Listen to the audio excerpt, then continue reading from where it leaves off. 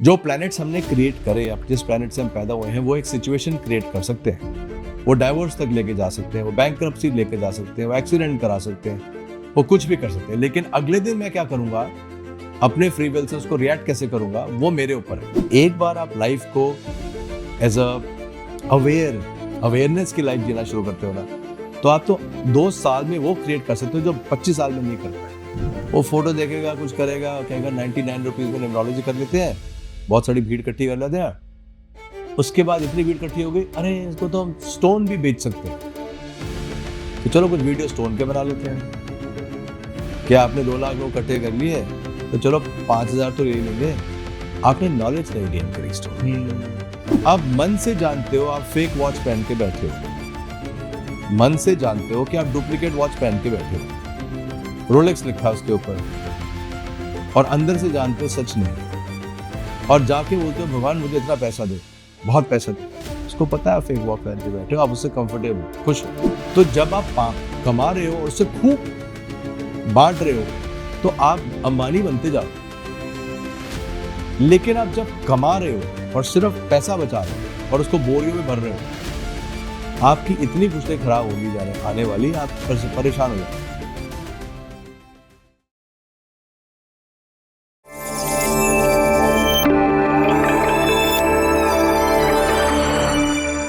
Sachin S Sharma sir, आपका हमारे podcast में बहुत बहुत स्वागत है। फर्स्ट ऑफ ऑल मैं आपको बता देना चाहता हूँ कि मैं आपका बहुत बड़ा फैन भी हूँ, आपका स्टूडेंट भी हूँ, and the kind of vibe और एनर्जी जो आप लेके आ रहे हो ना, वो बहुत ही एनर्जेटिक है sir. Thank you very much. पर अगर आप मेरे स्टूडेंट होते हैं, बायस हो गया ना, फिर तो बायस हो जाओगे, अच्छी अच्छी बात करोगे मेरे साथ। नहीं सर, ऐसा कुछ नहीं है। So this will be the injustice to the programme. Yes. So मैं बहुत मुश्किल क्वेश्चन भी पूछूंगा, कुछ ट्रिकी क्वेश्चन भी पूछूंगा, जितना मैक्सिमम होंगे और जो जेन्युइन होंगे। मुश्किल तो होता नहीं, इट्स अ साइंस। बिल्कुल sir. It's a very exact science, but tell me please, I am looking forward to it. Sir मुझे पता है कि क्वेश्चन आपके लिए मुश्किल नहीं होंगे, क्योंकि मोर देन 35 इयर्स आपको हो चुके हैं इस फील्ड में। तो जितनी तो लोगों की एज भी नहीं है, तो लोग तो आजकल 2 महीने में न्यूमेरोलॉजी करके और यहाँ पे एस्ट्रोलॉजर बने हुए हैं, न्यूमेरोलॉजिस्ट बने हुए हैं। Yeah, we'll talk about that, yes. Yes sir. So sir, आप 35 ईयर की जो जर्नी है, कैसे स्टार्ट हुआ है, कैसे इंटरेस्ट पैदा हुआ, उससे स्टार्ट करते हैं हम लोग। 21,000 क्लाइंट्स हैं 50 कंट्रीज में आज, 21,000 प्लस उससे ज़्यादा ही है। मतलब उतना तो डेटाबेस में है जो इंटरैक्ट करते हैं मेरी कंपनी से या मेरी टीम से कभी ना कभी। Okay. So we consider them, and then 50 countries तो पता है, because the last country that got added was Moldova. Moldova. मुझे 2 सेकंड में देखना पड़ा कि मोल्डोवा है कहाँ पे। But the journey was not like that. Journey started with class 8 से। मैंने छोटी सी किताब मिली थी, पाइथागोरस थ्योरम, इसकी कीरियोस की चाइल्ड एंड सिस्टम वाली। सो वहां से मैंने शुरू किया था कि ये छोटी छोटी किताब देख के, मोटर रजिस्टर लेके। आदत शुरू से है 4:30-5 बजे उठने की, तो उस टाइम मैं पहले पढ़ता था, फिर जिम जाता था। That was that, and obviously my career was different. Career में मैं ऑलरेडी अपनी सॉफ्टवेयर कंपनी चलाता हूँ। ओह वाओ, मेरे पास अपना लग्जरी वॉचेस की एक कंपनी है जो हम लॉन्च करें अगले 30 डेज के अंदर। Amazing. I have clients in business clients का मेरा पोटेंशियल का जो परसेंटेज है वो बहुत ज़्यादा है। I am mostly consulting business clients because stakes वहाँ पे ज़्यादा हाई होते हैं। सो like I said, we are worldwide, but I did a copyright of my content, which is the only copyright content in India. क्योंकि आप एक चीज़ को, content को कॉपीराइट करने जाते हो ना, तो उतना आसान नहीं होता। उसमें आपको सब चीज़ें रिसर्च होनी चाहिए, ओरिजिनल होनी चाहिए। They should not be in any website और any book which you can pick up. उसको प्लेजराइज नहीं कर सकते, राइट। तो वो कॉपीराइट भी हो गया। उसके बाद आई हैव रिटन 2 बुक्स, अभी 3 बुक्स और आ रही हैं, तो वो बुक्स भी अब आ रही अमेजोन पे 23 कंट्रीज पे है। गोल्ड मेडल एक लिया था एशियन एस्ट्रोलॉजर्स कॉन्फ्रेंस में। It used to be a gathering of astrologers from Nepal, Sri Lanka, India, Bangladesh. 4 country से होते थे, एंड दैट वाज 2011। तो जब वो कंपटीशन हुआ था, तो उसमें there was like 2 days of competition. एक में 75 एस्ट्रोलॉजर्स थे, एक में 125 से ऊपर थे। क्या बताइए कि इनका डेट मंथ ईयर है, तो इनकी हेल्थ की सिचुएशन क्या है। ओके। और नेक्स्ट डे द कंपटीशन बाद आपका डेट मंथ ईयर है, तो इनका करियर क्या होना चाहिए, क्या करते हैं इस वक्त। सो एक में was a gold medal, one was a silver medal. Silver medal मुझे मालूम है किसको दिया, गोल्ड मेडल किसको दिया, वो जो पैनल थे उसमें बेटे को दिया आपने। ओके। ओके। जो एक one of the Bangladesh president थे एस्ट्रोलॉजिकल सोसाइटी के। Okay. All good reasons, it's okay. But मेरे लिए तो ओपनिंग आई ओपनर था कि यार 2011 में अगर एक न्यूमरोलॉजिस्ट एस्ट्रोलॉजर्स कॉन्फ्रेंस में गोल्ड मेडल ले जाए और अगले दिन सिल्वर ले जाए, तो आई रियलाइज कि यार I am doing this seriously. तब तो मैं अपने कॉर्पोरेट करियर बिजनेस में था। सो Okay. 2008-9 के आसपास मैं इसमें फुल टाइम आना शुरू किया था। बाय 2011 ये हो गया, उसके बाद बुक्स आ गई, कॉपीराइट्स आ गए, उसके बाद बेस बढ़ता गया। That journey was there. But मुझे याद है 2011 में जब मैं न्यूमरोलॉजी करने गया था, तो मेरे को पहले तो फर्स्ट डे तो इनवाइट किया कि जी आप आके बताओ तो सही न्यूमरोलॉजी क्या है, because nobody knew that. Yeah. 2011 में कुछ नहीं था। सो वहां पे जब स्टेज में as a guest speaker I was making a speech, people came in the evening. शाम को सारे एस्ट्रोलॉजर्स बैठते ही हैं बिकॉज रेजिडेंशियल प्रोग्राम था, डिनर हो रहा है, बात हो रही है, तो I understood how they practice and how some of them are very very good, very learned people, was beautiful and still in touch with them, but a lot of them I saw was जो malpractice की बात हो रही है कि भाई डरा दो, धमका दो, कुछ ऐसे कर दो, स्टोन्स बिक जाएंगे, ऐसे डराओ तो पूजाएं बिक जाएंगी। और वो इसलिए नहीं था कि वो लोग गलत थे, वो इसलिए भी था कि धारणा थी कि यार एस्ट्रोलॉजर्स की इज्जत पूरी नहीं होती। 500-1100 रुपए में आप कहते हो मेरी जिंदगी चेंज कर दो, उस इंसान को भी तो अपनी फैमिली चलानी है, Right. बच्चों को पढ़ाना है। और अगर आप शहरों में बात करते हैं तो शहरों is going to be very expensive, so they were forced to कि जी एक बार या 501 में आ जाते हो, फिर फोन कर करके फ्री कंसल्टेशन लेते हो। So those kind of conversations go on at the background with शाम को तो यही बातें होती हैं। तो आई रियलाइज कि इस चीज़ को थोड़ा इज्जत दिलाना है और इस चीज़ को साइंटिफिकली प्लेस करना है। अदरवाइज तो ये इतनी विद्वानों की जगह, आप सोचो 250 एस्ट्रोलॉजर्स, कितनी ज्यादा नॉलेज बेस था। Obviously. अब उनके बीच में मुझे लग रहा है कि इनको उनकी प्लेस ही नहीं मिलती। भाई जो फॉलोअर्स हैं, मठ चला रहे थे, वहां पे मठ वाले भी थे, काशी से भी थे, हर जगह। अब उनकी फॉलोइंग तो ठीक है, but 90% of people were struggling for day to day income also. तो वहां से मैं जर्नी स्टार्टेड कि भाई इसको साइंटिफिकली प्रेजेंट करना है, बिकॉज अच्छा साइंटिफिकली मेरे लिए आसान है। I was a part of the corporate world. मैं तो जी का वाइस प्रेसिडेंट था, इंडिया हेड था AT&T वायरलेस का, बैंक ऑफ अमेरिका का सीनियर वाइस प्रेसिडेंट, बैंक उनका रिलेशनशिप चलाता था एक कंपनी में, I was senior vice president. उसके बाद जेसी पेनी का मैंने बिजनेस चलाया यहाँ पर, देन क्लार्क्स होटल का मैं ग्रुप जनरल मैनेजर मार्केटिंग था। ऐसे करके करते मेरे तो फॉर्च्यून 50 का कॉर्पोरेट लाइफ से मैं कनेक्टेड था, तो मेरे लिए तो सब कुछ साइंस और डाटा था। बट माँ बाप मेरे दोनों डॉक्टर थे, और वो भी ESI के। My mother was a medical commissioner. अब मेडिकल कमिश्नर होना और मेरे फादर वो मेडिकल डायरेक्टर थे। अब between father and mother they were managing उस टाइम पे 125 हॉस्पिटल्स, 2000 डिस्पेंसरीज। आज की तारीख में वही 4000 हो गई होंगी अब तक, तो हॉस्पिटल्स भी 100 बढ़ गए होंगे। तो बहुत बड़ी ऑर्गेनाइजेशन है। तो माँ बाप भी उस एनवायरनमेंट में वही पढ़ाई करी कि वहाँ पे जब सब कुछ साइंटिफिक है। कंपनीज में भी वही काम किया, फॉर्च्यून 50 में, जहाँ सब कुछ डाटाबेस एंड लॉजिकल है। और ऑकल्ट का शौक तो मुझे क्लास 8 से हो ही गया था। So I was able to combine all this three to understand that ये नॉलेज को इज्जत मिलनी चाहिए। अनफॉर्चुनेटली अब क्या हुआ है, 2011 में तो चलो 2-4 लोग थे, वो किताबों के ना, उन्होंने किताबों की CD बना ली, CD बना के बेचना शुरू कर दिया। Okay. तो ना उनको ये पता था कि किताब में क्या लिखा है, ना उनको ये पता था कि CD में क्या लिखा है। वो सिर्फ टीवी पे आके CDs बेचते थे। अब जिसने वो देखी हुई है CDs, या जिसने वो टीवी प्रोग्राम देखे हैं, उनको पता चल जाएगा मैं किसकी बात कर रहा हूँ। नॉलेज बेस तो नहीं था, but Covid spoiled it. Covid had made it very very bad in the world of numerology, because जो कोविड के बाद न्यूमरोलॉजिस्ट आए, दे वर लाइक, उनको कुछ पता ही नहीं था। उन्होंने इस तरह से पोजीशन किया न्यूमरोलॉजी को कि numerology is only about name change, which is so incorrect. Yes. Name 30% power देता है और वॉवल्स अनदर 20%, 50% आपके नेचुरल प्लैनेट्स हैं। अब एक एस्ट्रोलॉजर 20-25 साल पढ़ाई करता है, तो नाम थोड़ी ना चेंज करता है, वो तो प्लैनेट्स को डील करता है ना। तो Obviously. आपने कैसे प्रिज्यूम कर लिया कि numerology is only going to be a name change? अब जिसको उसके बियॉन्ड भी नहीं आता, तो वो कभी वो घड़ियों को बता देता है, वॉच न्यूमरोलॉजी कर रहा है, कोई अपनी पता नहीं कार न्यूमरोलॉजी कर रहा है, कोई सेलफोन न्यूमरोलॉजी कर रहा है। मतलब अनफॉर्चुनेटली उसको इतना ज्यादा डाइल्यूट कर दिया गया है, कोई 99 रुपीज में न्यूमरोलॉजी पढ़ा रहा है। सो अनफॉर्चुनेटली जिसको जो चीज आज की तारीख में मेरे क्लाइंट्स को एम्पावर करती है, अब मेरे क्लाइंट्स को एम्पावर करने का मतलब है कि से फॉर एग्जांपल मैं रिटेनरशिप पे हूँ कुछ कंपनीज में, मैं हर month I take a consulting fees. अभी बहुत बड़ी कंपनी है जिसका मैं रिटेनरशिप में अभी हूँ, उसमें कल 5 डायरेक्टर्स हैं। They are London based company, और वो Formula 1 कार्स का स्पेशल मेटल्स बनाती है, मेटलर्जी की कंपनी है, very very high tech company. अब उसमें 5 डायरेक्टर्स हैं और उसमें 9 वाइस प्रेसिडेंट्स। ये जो 9 वाइस प्रेसिडेंट हैं सारे के सारे प्रोफेसर्स हैं। उसमें से इंडिया के 4 हैं, आपके नारायण कार्तिकेन जैसे लोग हुआ, Formula 1 people are also consulting there. So it's a very large company. अब मैं I am the consultant to the chairperson. अब उस 9 लोगों का कॉम्बिनेशन करके किसको किस पे बिठाना है, नहीं बिठाना है, किसको किस प्रोजेक्ट में डालना है, किसको one should invite him to be on the board, one should not invite him to be on the board. And then उनकी पर्सनल लाइफ में जो चैलेंजेस हैं उसको स्टडी करके टू अंडरस्टैंड कि भाई ये पर्सनल लाइफ चैलेंजेस में ये इंसान इस कंपनी में रुकेगा कि नहीं रुकेगा, ये जो आपको बोल रहा है कि अचीव करेगा वो एक्चुअली करेगा कि नहीं करेगा. There is so much because crores is at stake.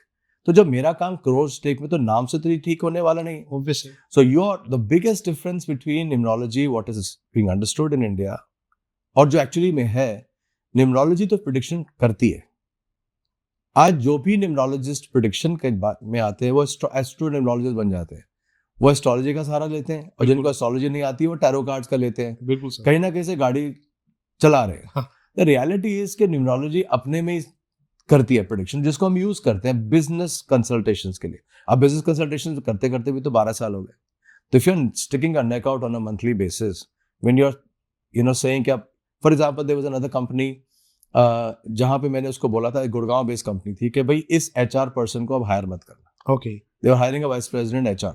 Now obviously मैं कंसल्ट करता हूं on key hiring retentions, hiring people also, because आपको की पोजीशंस में अगर आपको राइट लोग नहीं मिलते हैं then company can be derailed. Obviously this also goes into the partnership selection and partner selection. 5 directors हैं, उनकी 5 बीवियां भी डायरेक्टर बन गई हैं, अब उनके 3 बच्चे भी आ गए हैं. अब उसको किस कंपनी में किस रोल पे डालना है ताकि वो कंपनी चलती रहे और किसको किस कंपनी में रोल में नहीं डाल. तो ये सारा कंसल्टेंसी आता है. This is what I do primarily. अब ये जो कंपनी थी, I told him that please don't hire this person, ये गलत है आपके लिए. अब वो पर्सन हायर हो चुका था या व्हाटएवर इट वाज. उस इंसान ने, it was a garment manufacturing company, garment manufacturing Bangalore में थी लेकिन उनका ऑफिस गुड़गांव में था. वो कंपनी को यूनियनाइज करा दिया. वो इतना खराब हालत हो गई because he used to be in Gurgaon and the factory was in Panipat and the factory was in Bangalore. दो फैक्ट्री होती. वो इतनी यूनियनाइज हो गई कि उसको देश छोड़ के भागना पड़ा. At that time because you can't close down a company. आप इतनी 300-400 लोगों की कंपनी को क्लोज नहीं कर सकते by law. It's not possible. And before I realise वो तो चला ही गया. तो बाद में पता चला कि वहां चले गए हैं. उसके बाद फिर उन्होंने 4-5 साल लगा के इस चीज को सॉर्ट आउट किया. But the long and short of it is के he is probably not in India anymore, he is probably in East Europe now. वहीं पे अपना दोबारा से रीसेटअप किया बिकॉज उनको एक खत्म करना पड़ा. इतना ज्यादा इंपॉर्टेंस होता है इन सब चीजों का कि जब आप right person at the right time doing the right thing select करते हो, बिना प्लैनेट्स के अंडरस्टैंडिंग के आप कर ही नहीं सकते हो. मगर आप जब बिजनेस में ये सिलेक्शंस करते हो, पर्सनल लाइफ में तो अलग बात है, तो आपको बिजनेस की भी तो समझ होनी चाहिए. ऑब्वियसली. आप बिना बिजनेस को समझे तो ये कंसल्टेंसी कर ही नहीं सकते हो. अब बिजनेस में भी मैं सॉफ्टवेयर में भी था, फॉर्च्यून 50 कंपनीज में भी हूँ, अपनी कंपनी अभी भी चलाता हूँ, तो मेरे को पिट्सफॉल्स तो आइडिया होता ही है. प्लस क्योंकि टॉप कंपनीज में थे तो उनके प्रैक्टिसेस भी आइडिया है कि हाउ डू दे वर्क, उनकी मेंटालिटी कैसी होती है, वो कैसे सोच के स्केल अप करते हैं. तो वो सारा चीजें ना comes to be a part of the numerology world. But the most important thing is के रेमेडी के नाम पे पहले आपको you need to understand future क्या है, किस टाइम पे क्या हो सकता है, so that you can take you can take mitigants, you can take steps to safeguard yourself. वो safeguard है. आपको बोला कि इस साल आपको इन्वेस्टमेंट नहीं करनी और आप घर में पैसे डाल के बैठ गए. कह रहे ले लेते हैं, रजिस्ट्री के टाइम पे बेच देंगे, वो बिकेगा ही नहीं, वो प्रोजेक्ट ही डिले हो जाएगा, आपके पैसे अटक जाएंगे बिकॉज वो टाइम आपके लिए सही नहीं था. You will pick up the wrong builder with the wrong registry. तो प्लैनेट्स ऐसे होते हैं. So the moment you understand कि फ्यूचर क्या है, आप तो लाखों करोड़ रुपए बचा सकते हो. राइट. या हर इंसान के अंदर एक पोटेंशियल होता है 50-60% लाइफ में कि आप अपनी लेवल से बहुत ऊंचे लेवल पे जा सकते हो. कई लोगों में 6 महीने की विंडो आती है, कई में 1 साल की आती है, कई में 9 साल की आती है, कई में लाइफ लॉन्ग होती है. वो डिपेंड करता है चार्ट, जिसको मैं लाइफ चार्ट्स कहता हूँ. ओके. बट हर इंसान जो है अपनी लेवल पे ऊंचा जाता है. तो कई जो कबाड़ बेचते थे वो रिलायंस बन गए और अडानी कहाँ से कहाँ पहुंच गए, और चाय बेचने वाला तो खैर that's an hero for us. The point is that ये सब भी तो विंडोज जानना जरूरी है. अगर आपको सिर्फ ये पता होता कि आपके चार्ट में ये वाले 4 साल जो है जिसमें आप रिस्क ले सकते हो या 4 महीने, तो आप तो कहीं से कहीं पहुंच सकते हो. लेकिन पता ही नहीं होगा तो कैसे करोगे. बिल्कुल सर. अगर आप सिर्फ न्यूमरोलॉजी को नाम की एक साइंस बना के रख दोगे, then you are in trouble because you not using that power. So this is what I do. ये मेरा मेन काम ये है. Yes sir. क्योंकि मैंने आपके कई लेक्चर्स भी देखे हैं, सेमिनार्स भी देखे हैं, तो उसमें जो the kind of detailed information you share with the people, वो एक ऑसम है सर. क्योंकि मैंने देखा नॉर्मली जो न्यूमेरोलॉजिस्ट होते हैं उनको क्या है कि हाँ अभी तुम्हारा चार्ट ये है, ऐसा है, वैसा है, तुम्हें ये करना है, वो करना है, ये तुम्हारा बेसिक ओवरव्यू मिल जाता है। And then when it comes to कि भी आगे क्या होगा, मेरी प्रॉब्लम का सॉल्यूशन क्या है, फिर उनके पास क्या होता है, भैया या तो तुम जेम्स पहन लो कुछ, या फिर हाथ में 5 से 5 लिख लो, या ये कर लो, वो कर लो, या कुछ टैटू बनवा लो, ये सॉल्यूशंस होते हैं। फिर जैसे आज आपने बताया कि कार्ड्स वगैरह के टैरो कार्ड का यूज करते हैं, वो भी होते हैं, लेकिन पर प्योरली ऑन न्यूमेरोलॉजी वो बहुत रेयर था। बहुत ऐसा है, देखो मैं टैरो कार्ड जानता हूँ, मैं जेमस्टोन्स भी जानता हूँ, मुझे क्रिस्टल्स का भी आइडिया है, मैं मंत्र सिद्धि भी सिखाता हूँ, मनी मैग्नेट प्रोग्राम में मंत्रों के बारे में बात करता हूँ, मुझे एंजल्स इन्वोकेशंस भी की समझ है, मैं उसका भी प्रोग्राम करता हूँ और अपना न्यूमरोलॉजी करता ही करता हूँ। द रियलिटी इज सब कुछ करने के बाद gemstones a very big science, gemology unfortunately वो भी कमर्शलाइजेशन में फंस जाती है थोड़ी सी, पर चलो ठीक है तो सही, काम तो करती है। बिल्कुल। Those who can afford can do it, but then gemstones की प्रॉब्लम यही है और क्रिस्टल्स की प्रॉब्लम यही है कि भाई एक टाइम पे तो एक्सपायरी डेट होती है। आप एक टाइम पे पहनोगे तो सही, लेकिन उतारने का टाइम भी तो आता है, वो तो कोई बताता ही नहीं है। नहीं बताता। तो अब वो एनर्जी है आपके हाथ में है, 10 साल हो गए, 12 साल हो गए, वो एनर्जी तो बैठी हुई है। अब उस एनर्जी का एक्सपायरी डेट आ चुका, मतलब उसके अंदर जो मिनरल कंटेंट था वो डिफ्यूज हो चुका है। आप जो क्रिस्टल होता है ना, क्रिस्टल में सनरेज आती है तो उसकी जो एनर्जी, जो उसका मिनरल होता है, वो आपके ब्लड स्ट्रीम में डिफ्यूज होता है। उस गर्म, ऐसे सरफेस गर्म होता रहेगा, वो डिफ्यूज होता रहेगा। That's a principle of gemology, जो क्रिस्टल्स वाले स्टोन्स होते हैं। जो ओपेक स्टोन्स होते हैं, जैसे कोरल है, मूंगा है, जो जिनका सरफेस ओपेक होता है, वो बॉडी से हीट लेते हैं। तो बॉडी से हीट लेते हैं तो मूंगा लाल होता है, बाद में ऑरेंज हो जाता है, ओपल फेड हो जाता है। ये सब हीट अब्सॉर्ब करते हैं तो आपकी बॉडी को स्टेबलाइज करते हैं। अब 4 से 8 साल तो निकाल दिए, 10 साल भी निकाल दिए, अब एक टाइम आएगा कि वो तो खत्म हो चुका है, आप पहन के फिर भी बैठे हो, तो वो चीज तो लाइव है। अब वो जब पहन के बैठे हो तो वो एनर्जी इकट्ठा करनी शुरू कर देगी। राइट। कई क्रिमेशन ग्राउंड में चले गए, हॉस्पिटल्स में चले गए, जहां नेगेटिव एनर्जी है, आपके हाथ में वो चीज है जो अट्रैक्ट कर लेगी, आपके हाथ में वो क्रिस्टल है जो अट्रैक्ट कर लेंगे। हर चीज का एक एक्सपिरेशन डेट भी होता है, so that needs to be told. So this is about gemology की बात कर रहे हैं। Now when it comes to mantra siddhi and all, मंत्र सिद्धि क्यों काम नहीं करती? बिकॉज आपकी बॉडी तैयार होनी पड़ती है, माइंड तैयार होना पड़ता है। तो एक प्रोग्राम है अग्रणी मैन है, एक प्रोग्राम है मनी मैग्नेट है। इसमें पहले 2 घंटे तो सिर्फ ये सिखाया जाता है कि बॉडी को कैसे तैयार करते हैं, mind body, physical mind, physical body and spiritual body. इसको तैयार कैसे करते हैं, इससे पहले आप मंत्र की पूजा करना घर पे शुरू करो। ठीक है, सिर्फ गणेश जी के मंत्र से शुरू नहीं करते। जब आप मंत्र कर भी लेते हैं, गणेश जी का मंत्र कर लिया आपने, जो भी आप पूजा कर रहे हो, उसके बाद पूजा को बंद भी करना होता है, टू क्लोज इट, ताकि जो पावर आपने रेज करी है इस पूजा से, अगर आपके एनवायरनमेंट में नेगेटिव एनर्जी है तो उसको पावर मिल जाएगी।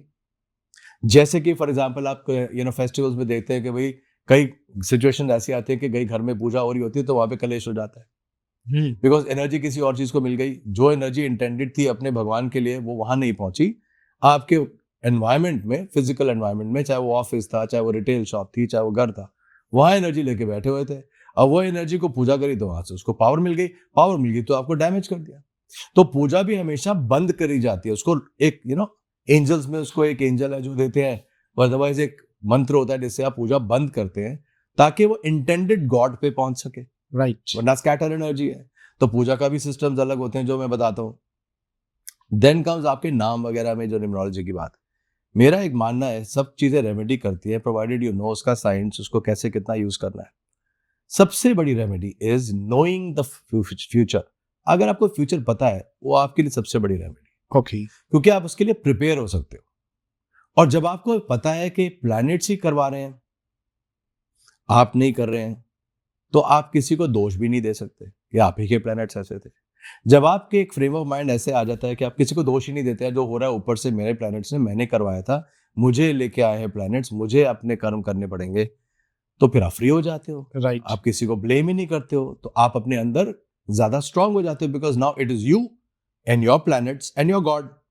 प्लैनेट के ऊपर गॉड होता है। तो अब जब आपका पूरी जिंदगी आपकी गॉड और आपके प्लैनेट्स और आपके बीच में रह गई, तो फिर किसको क्या ब्लेम करना, किसको क्या जज करना, किसी के ऊपर क्या ब्लेम डालना। अब तो आप खुश हो, यू आर फ्री। तो आप जब मोक्ष की लाइफ कहते हैं कि ये मैं तो मोक्ष है, तो मैं free from ups and downs, you basically आप तो कल सुबह फ्री हो सकते हैं सब चीजों के लिए, प्रोवाइडेड यू अंडरस्टैंड दैट सब कुछ तो आपने ही करना है।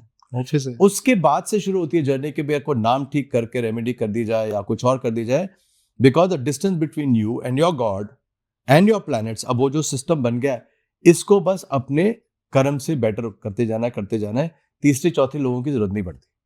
जब आप अपने और अपने गॉड के बीच में रह ही गए और आप सिर्फ अपने आप को सेल्फ इंप्रूव करते जा रहे हो, तो फिर शायद इसी लाइफ में मोक्ष ले जाओ। हु नोज कि आप किस लेवल पे कहाँ जल्दी पहुंच जाते हो। Right sir. ये तो ब्रेक थ्रूज हैं कि आप समझते कैसे हो इन सब चीजों को, डर के समझते हो या आउट ऑफ लव समझते हो या आउट ऑफ रिस्पेक्ट समझते हो। Everything is a system. Sir numerology के अकॉर्डिंग जो हमारी लाइफ है वो डिफरेंट सेक्शंस में डिवाइडेड रहेगी, है मैं राइट? जैसे कि जैसे बर्थ हुआ, फिर 10 साल के बाद हमारी लाइफ में कुछ चेंज आता है, 15 साल बाद कुछ चेंज होते हैं, जस्ट लाइक हमारे एजुकेशन में होता है, फिर मैरिड लाइफ आती है, कॉलेज खत्म होता है। तो न्यूमरोलॉजी के अकॉर्डिंग कैसे होता है इसमें? आपको सब डॉक्टर्स बोलेंगे कि 7 इयर्स अब बच्चे के लिए इंपॉर्टेंट होता है। पहला 7 साल हर बच्चे के इंपॉर्टेंट होते हैं, तो साइंटिफिकली प्रूवन है। Right sir. क्योंकि पहले 7 साल में बच्चे के अंदर जो दिख गया, उसके हाथ में सेलफोन दे दो, उसका माइंड बिल्कुल हिल जाएगा। उसको बाद में टेबल्स ही नहीं याद होंगी।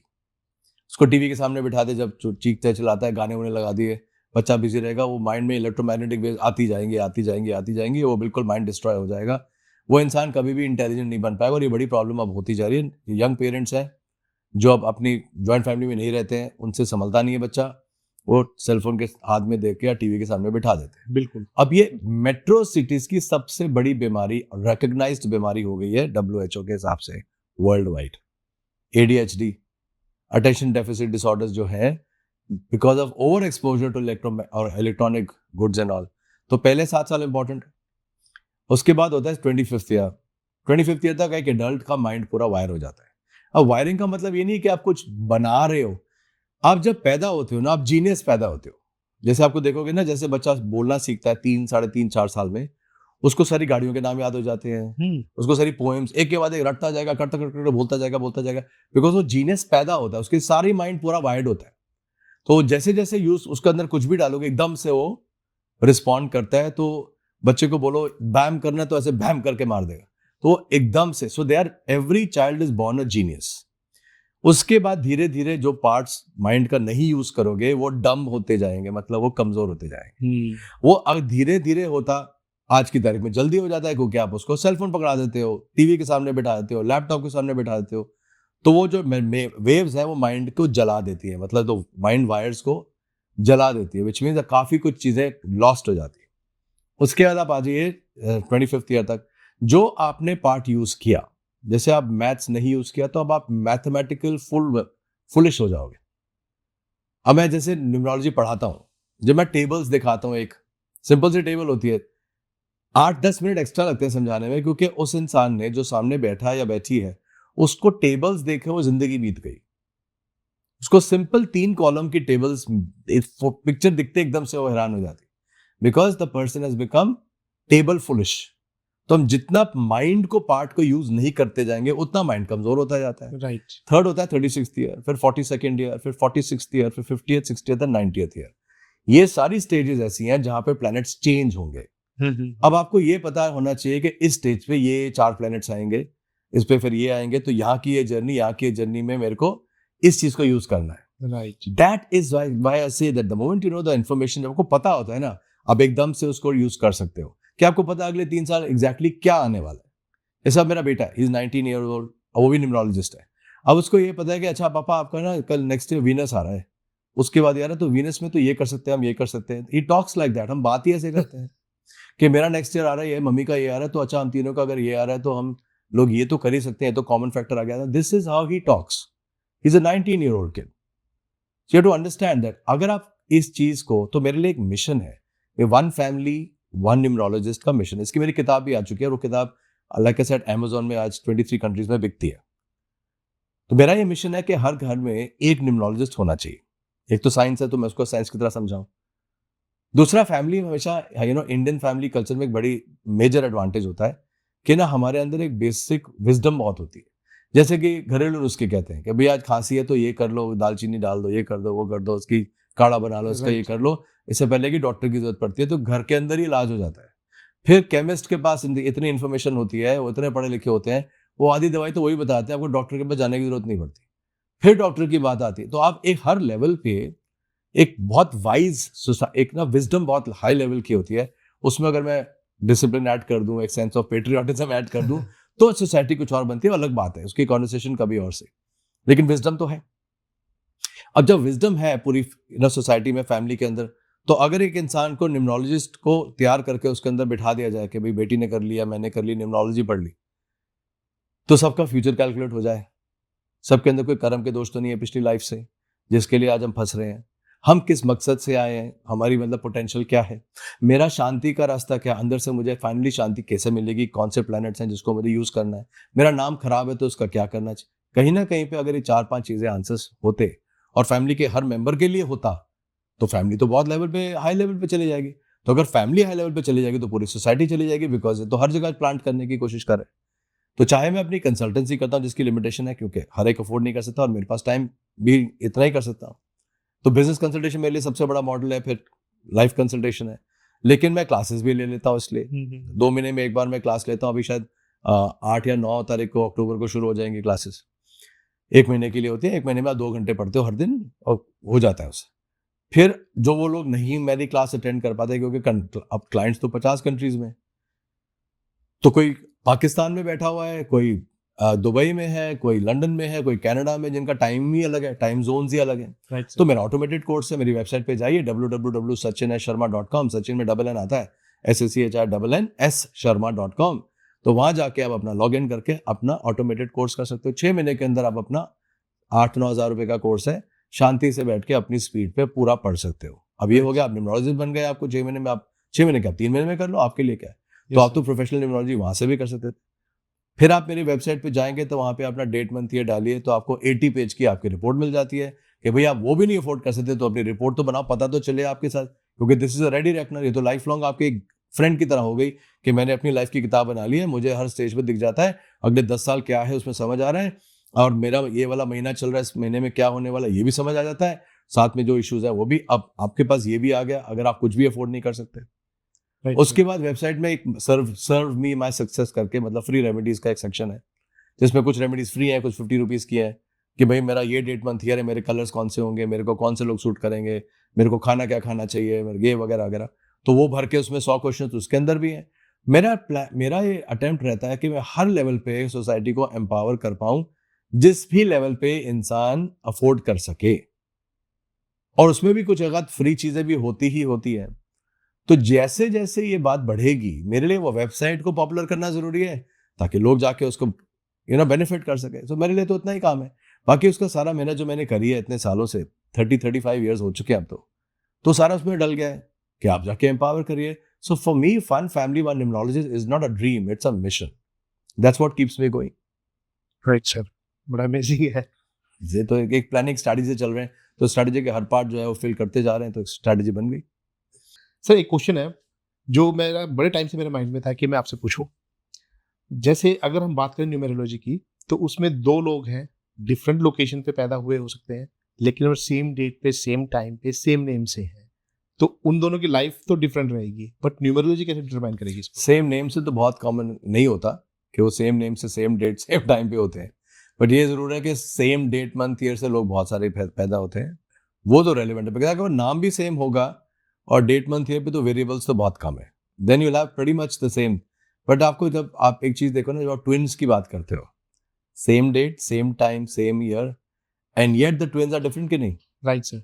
आप कभी भी ट्विन्स को नेचर वाइज सेम नहीं देखोगे, उनको बीमारियां एक जैसी लग सकती है, लगती भी है कि भाई मैं भी, इसको बुखार हो तो उसको भी बुखार हो गया, बिकॉज वो प्लैनेट्स तो कॉमन है। But what is the uncommon planet is the name. First name career को इफेक्ट करता है, मिडिल नेम अगर इमोशंस को इफेक्ट करता है, फुल नेम जो है आपका, सरनेम जो है आपके स्पिरिचुअल कनेक्ट को इफेक्ट करता है, फुल नेम 30% वगैरह वगैरह करते करते 12 प्लैनेट्स होते हैं नाम के अंदर, 12। Now combine those 12 planets to the same date month year, millions of combinations बन जाते हैं। Right sir. तो डिफरेंस तो वहां आता है। That is why you will find कि ट्विन्स हमेशा अलग अलग तरीके की फितरत रखते हैं, because name is the variable. अब 2 चीजें और समझिए, लाइफ चलती कैसे है। ह्यूमन लाइफ को ना फ्री विल दी गई है, आप अपने लिमिटेड रिसोर्सेस से कुछ भी कर सकते हैं। मतलब फ्री विल ऐसा है कि ऊपर वाले ने आपको top of the food chain में भेज दिया कि आप सबसे ज्यादा इंटेलिजेंट बीइंग है, आपसे लेवल नेक्स्ट लेवल मोक्ष का आएगा। तो आपको उस लेवल पे पैदा किया गया था। अब ये भी कहते हैं ना 84 लाख योनियों में पैदा किया, नॉन ह्यूमन लाइफ इतनी सारे पहले आपने जिए, फिर ह्यूमन लाइफ आई और उसमें आप टॉप ऑफ द लाइन में, तो आप कुछ भी कर सकते हैं। तो ये फ्री विल जो होता है ना, ये हमेशा हर एक लाइफ में होता है। जो प्लैनेट्स हमने क्रिएट करे, अब जिस प्लैनेट से हम पैदा हुए हैं, वो एक सिचुएशन क्रिएट कर सकते हैं। वो डाइवोर्स तक लेके जा सकते हैं, वो बैंकरप्सी लेके जा सकते हैं, वो एक्सीडेंट करा सकते हैं, वो कुछ भी कर सकते हैं। लेकिन अगले दिन मैं क्या करूंगा, अपने फ्री विल से उसको रिएक्ट कैसे करूंगा, वो मेरे ऊपर है। सारा गेम वहां पे है। राइट। एक लेडी है फॉर एग्जाम्पल जो डाइवोर्स है, अब उसको डाइवोर्स हुआ, 2 बच्चियां छोटी सी, हस्बैंड ने 3-4 लाख रुपए देके, टीचर थी, 20,000 रुपए की तनख्वाह है। अब 20,000 रुपए की तनख्वाह में 2 छोटी लड़कियों को पढ़ाना, किराया देना 20,000 रुपए में, उनकी शादियां करवाना, उन्होंने 3-4-5 लाख रुपए दे दिए, कुछ नहीं कर पाए, वो सपोर्ट सिस्टम नहीं था। अब वो लेडी क्या करेगी अगले दिन, जिस दिन डाइवोर्स मिल गया?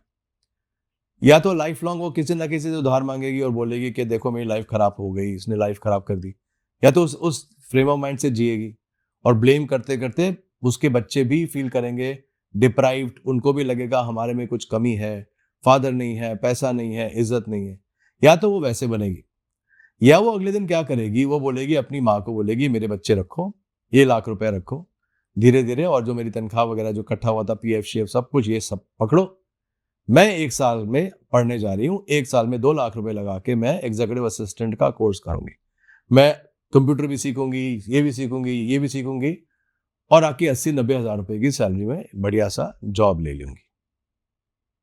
रिस्क आपके ऊपर है, फ्री विल आपके ऊपर है। वो वापस आई, उसने जॉब लिया, 80-90,000 रुपीज की सैलरी हुई, आराम से 20,000 रुपए में वो 14-15 हजार रुपए का घर था, काम चला, बच्चों की पढ़ाई हुई, फिर भी 10,000 रुपए महीने में बचा लिए।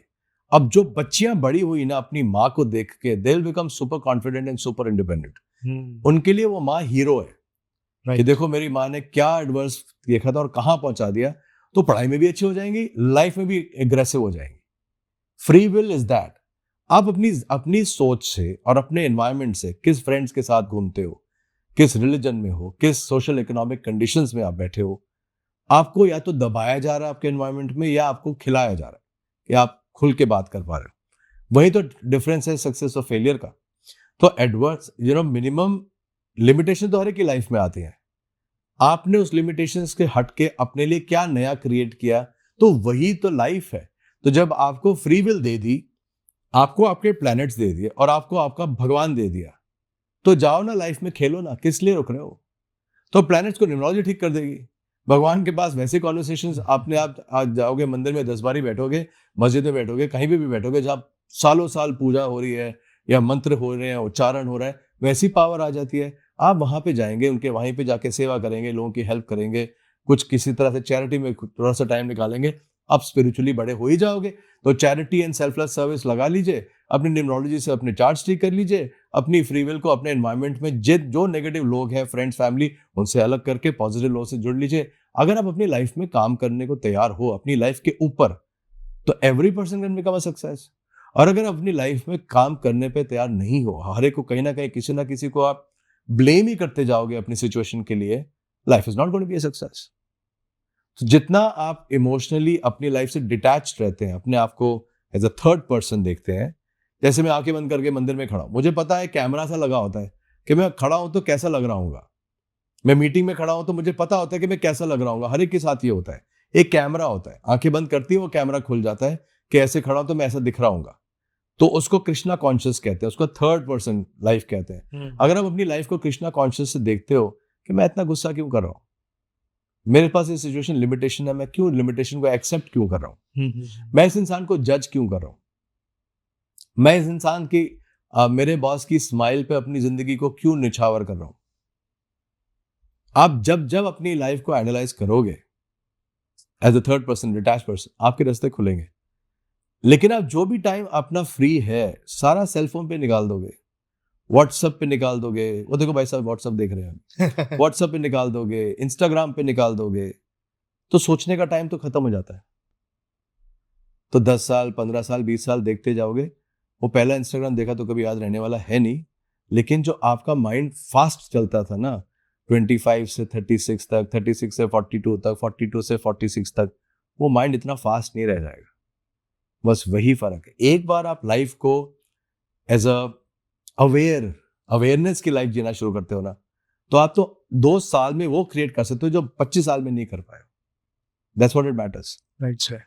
सर आजकल बहुत सारे लोग हैं जो कि ऑनलाइन क्लासेस लेके या डिफरेंट, ठीक है काफ़ी सारे अच्छे टीचर भी हैं, लेकिन पर क्लासेस ले रहे हैं, ऑनलाइन ले रहे हैं, थोड़ा सा दिया, थोड़ा सा इधर से पढ़ा, थोड़ा सा यूट्यूब देखा, थोड़ा सा इंस्टाग्राम देखा, and then they become astrologer और न्यूमरोलॉजिस्ट।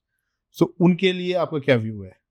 क्योंकि वो तो फिर क्या कर रहे हैं कि एक स्पेसिफिक जो स्टडी है जिस पे लोगों की लाइफ डिपेंडेंट होती है, कि जब लोग दुनिया हेल्पलेस होती है तब वहाँ पहुँचते हैं, और वो उसी चीज़ को जस्ट बिकॉज कि ये नहीं कि उनकी इंटेंशन खराब है, इट इज़ जस्ट बिकॉज कि दे हैव लेस नॉलेज और राइट टाइप की इंफॉर्मेशन नहीं है, तो गाइडेंस नहीं है प्रॉपर उनके पास, तो उनके लिए आप क्या कहना चाहोगे? अच्छा देखो, ऐसा है कि ना लाइफ में ना 2 या 3 पावर होती है। एक तो होती है नॉलेज की पावर, जिसको सरस्वती कहते हैं। Right sir. सरस्वती इतनी बड़ी पावर है कि दिन में कभी कभी मुंह पे भी आ रही थी तो लाइफ में सच हो जाता है। और एक होता है लक्ष्मी जी, और जो हमारे तिरुपति बालाजी है, बिग बॉस हैं, उनकी जबान पे जो है वो सरस्वती है और उनके पैरों पे लक्ष्मी जी होती है। वो दोनों लेडीज को ना थोड़ा अलग अलग रखते हैं। द पॉइंट इज कि अगर आप सरस्वती की दुनिया में ब्लेस्ड हो, आपको नॉलेज के लिए डॉक्टर बना दिया, लॉयर बना दिया, पंडित बना दिया, न्यूमरोलॉजिस्ट बना दिया, कोई भी नॉलेज बेस अगर आप काम कर रहे हो, वो तो ब्लेस्ड। आपका ना 4 या 5 रीजन होते हैं जब आप ह्यूमन लाइफ में पैदा होते हैं। उन 4-5 रीजन में से एक होता है कि आपने कर्म के दोष पूरे करने आए हो, और एक होता है कि नॉलेज को गेन करना और नॉलेज शेयर करना। ये 5 में से 2 चीजें तो यही है। मैं और आप ह्यूमन लाइफ में आते ही इसलिए हैं कि हम नॉलेज गेन करेंगे और शेयर करेंगे एट एनी लेवल। चाहे मैं पान बना रहा हूँ ना, बेस्ट पान बनाने की नॉलेज करना और फिर उसको शेयर करना, इट्स लाइक दैट।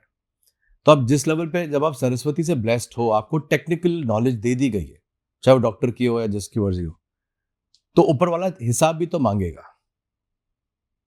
वो ऊपर वाला हिसाब जब मांगता है ना, तो उससे बड़ी बैंड बजती है। तो पॉइंट इज कि यू मे थिंक, जैसे मैं न्यूमरोलॉजी की बात कर लूं, अब जिसने भी न्यूमरोलॉजी चाहे थोड़ी सी पढ़ी, उसको कुछ तो समझ आया। बिल्कुल, वो समझ तो आया, तभी तो उसको मजा आया।